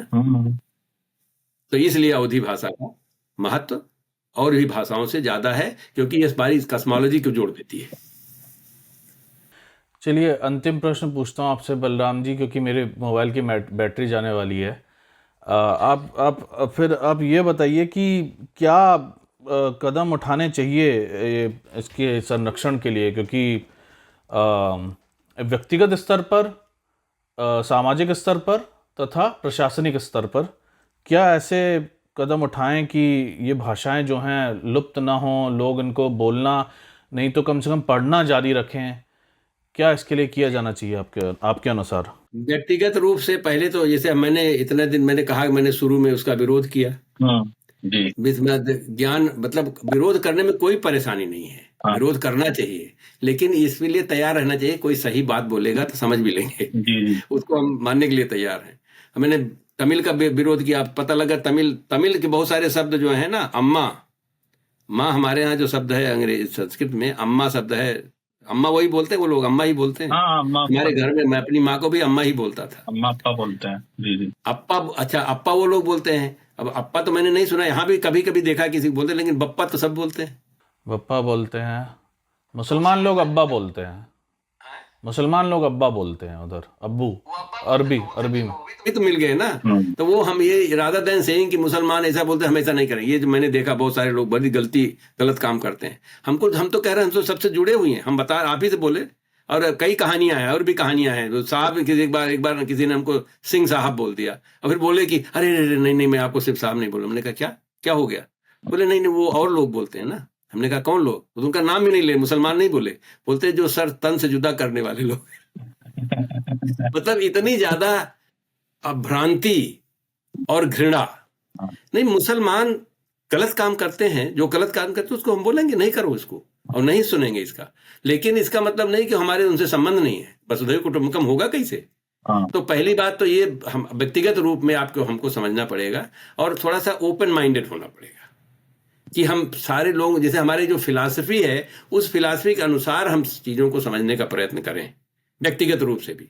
जो हम सिर्फ मैंने जैसे कहा, मैं तो बचपन से विरोध करता था, अवधी का विरोध, तमिल का विरोध। अब आज पता लग रहा है हम लोग तमिल वाले ही तो हैं। तमिल के किंग मनु तो थे, तमिल किंग थे। तो अब हमको आभास होना चाहिए, एक्सेप्ट कर लेना चाहिए, और उसे पहले अपने व्यक्तिगत रूप में, फिर उसमें जो भी हम कर सकते हैं। मतलब मैं अवधी भाषा में बोलता नहीं हूं क्योंकि कोई सुनने वाला नहीं, लेकिन गांव में अभी हमारे जो हम अपने घर में, अब तो हमारे नाती पोते भी हो गए हैं, तो अभी एक लड़का है वहां पे, वो 10 साल का है, तेजबल सिंह नाम है उसका। तो अभी हमारी मीटिंग होती है हर हफ्ते, मैं करता हूँ, जूम पे मीटिंग करता हूँ, 2 घंटे की मीटिंग परिवार के साथ मैं हर हफ्ते करता हूँ। कटता नहीं, करीब 9 साल हो गया ऐसा करते हुए। तो इस बार मतलब कभी कभी मैं खड़ी बोली भी बोलता हूँ, क्योंकि बच्चे खड़ी बोली बोलते हैं, क्योंकि वो अवधी सोचते पढ़े लिखे हैं ना थोड़ा सा। इस बार मैं उसके पूरे 2 घंटे उसके साथ भी सबके सिर्फ अवधी बोला। फिर बाद में वो भी बोलना, मतलब आता है उसको, लेकिन बोल नहीं। आपके बच्चे कौन सी भाषा बोलते हैं? आपके जो हमारे बच्चे हिंदी बोल सकते हैं, अंग्रेजी, सारे घर में अंग्रेजी, मतलब अब तो बड़े हो गए हमारे बच्चे, सब शादी हो गई है। तो लेकिन उनके ऊपर प्रभाव है। जैसे मेरी बड़ी वाली बेटी जो है, उसके जुड़वा बच्चे हैं, तो एक लड़का एक लड़की है। तो उसने क्या किया कि एक इंडियन को मेड रखा, न्यूयॉर्क में रहती है वो, मैनहट्टन में, इसलिए रखा कि जिससे कि वो हिंदी बोले और इंडियन खाना बनाए। तो उनका कमिटमेंट है इसके प्रति, और वो समझ लेते हैं। जब मेरी माँ आती थी यहाँ पे तो सबको भाषा समझ में आती थी, समझ जाते हैं। अभी भी हमारा बेटा गया हुआ था, बल्कि हमको लोग, प्रिंसिपल ने फोन करके बोला कि वो तो अवधी भी बोले, मतलब वहां हिंदी के अलावा कुछ बोला ही नहीं। तो ऐसा उनके अंदर भाव है, क्योंकि उन्होंने देखा, माता पिता के अंदर जो भाव था, रामायण उन्होंने 10 बार देखा था हमारे बच्चों ने, 10 times, over and over and over. 87 में के पहले रामायण शुरू हुआ था। मुझे याद है कि 87 मैंने पूरा खरीद दिया था, जो कॉपी होती ना वीडियो वाली, VCR उस समय चलता था। थी। उन्होंने मुझे लग रहा था कि वो लोग टीवी पे रिकॉर्ड कर लेते थे, फिर कॉपी बना देते थे। लेकिन फिर भी मैंने उस जमाने में $500 खर्च किया था बाप रे बाप। और उसको खरीदा था। जी जी। और आपको विश्वास नहीं होगा, ये पर्सनल की बात कर रहे हैं ना, personal commitment is very important. हम मेडिसन विस्कॉन्सिन में रहते थे, वहाँ इंडियन कम्युनिटी में करीब 200-300 लोग थे, किसी के पास नहीं था, एक भी रामायण का कुछ नहीं था। यहाँ तक कि हमारे एडवाइजर बंगाली थे, दसगुप्ता नाम था उनका, वो हमारे यहाँ आके हर संडे को देखते थे। हम लोग हर संडे की छुट्टी होती थी, बच्चों के साथ देखते थे, वो भी आके बैठ के हम लोगों का वही वीडियो देखते थे, क्योंकि टीवी में तो कुछ आता नहीं था उस समय। तो ये कमिटमेंट भाषा, उससे भाषा का ही नहीं बल्कि हमारे भाव का प्रभाव संस्कृति का भी। हाँ। तो वो बच्चे अभी भी हमारे यहाँ, अभी मैंने इनको सारे बच्चे जो हमारे गए कॉलेज, तो मैंने इनको रामायण और महाभारत के पूरे तब तक तो सब आ गया था ना, वो सीडी उडी में आ गया था। हाँ। मैं सब सीडी खरीद कर पूरा सिस्टम तीनों को दिया उनके कॉलेज में बैठने के लिए। और अभी मेरे तीनों बच्चे फॉर्चुनेटली अनफॉर्चुनेटली जो भी कहें, वो इंडियन से नहीं शादी किए हैं। पहली वाली ने चाइनीज से शादी की है, वो ऐसे कहने का हांगकांग का था लेकिन है तो चाइनीज। और दूसरी वाली ने, बेटी ने मुझे, वो यहाँ पे स्कॉटिश है लेकिन मतलब अमेरिकन है, उससे भी शादी, हाँ व्हाइट अमेरिकन है। और तीसरे वाले ने का मैंने भी थोड़ा सा, अभी पूरा वो सामाजिक वाला जो बड़ा वाला विवाह नहीं हुआ, लेकिन मैंने घर में विवाह कर दिया। मैंने मंत्र वंत्र सब, मैं कोई इसमें बहुत ही ज्यादा सैद्धांतिक हूँ। जब मैंने देखा कि वो लोग ये साथ में रहने वाले हैं, मंगनी वंगनी हो गई है, तो मैंने कहा नहीं बेटा, मेरे यहाँ तो बिना शादी के साथ में नहीं रह सकते। तो मैंने पूरा मंत्र फेरे और पाणी ग्रहण सब मैंने ही करवा दिया। तो मेरे हिसाब से उनका विवाह हो गया। वो भी व्हाइट लड़की है जो बहू है हमारी। तो इन सारे लोगों, अभी हम लोग इनके यहाँ पे गए हुए थे, तो वो लेके गया था। अभी हमारी बेटी दूसरी वाली आई थी, हम लोग वाशिंगटन डीसी में 5 दिन साथ में थे सब लोग। तो मैंने देखा कि वो लेके गया उसका अपना जो भी उनके उसमें होता है ना, उसमें सीडी यूडी लेके कुछ गया था, और वो हमारे साथ ही रह रहा था। वो बहू और बेटे हमारे साथ थे, और बाकी लोग जब थोड़ा इतना एक बड़ा घर नहीं मिला था, ऐसे लिया था, तो कोई होटल में रह रहा था, कोई सबके परिवार वाले। तो मैंने देखा कि वो महाभारत देख रहे हैं, सीरीज है महाभारत पूरा, दोनों लोग बैठ के देख रहे हैं। तो इसका प्रभाव पड़ता, मतलब अब ये भाषा का मतलब है कि वो उसमें उनको ट्रांसलेट करना पड़ता, लेकिन बेटे को पूरा अच्छा आता। मैंने एक कविता लिखी इन दोनों के लिए, एक कविता लिखी खास करके बेटे के लिए। मैं कविता लिखी थी 20 साल पहले हिंदी में, उसको अभी मुझे ऐसे कहीं मिल गया, जब वो 20 साल का था तब मैंने कविता लिखी थी।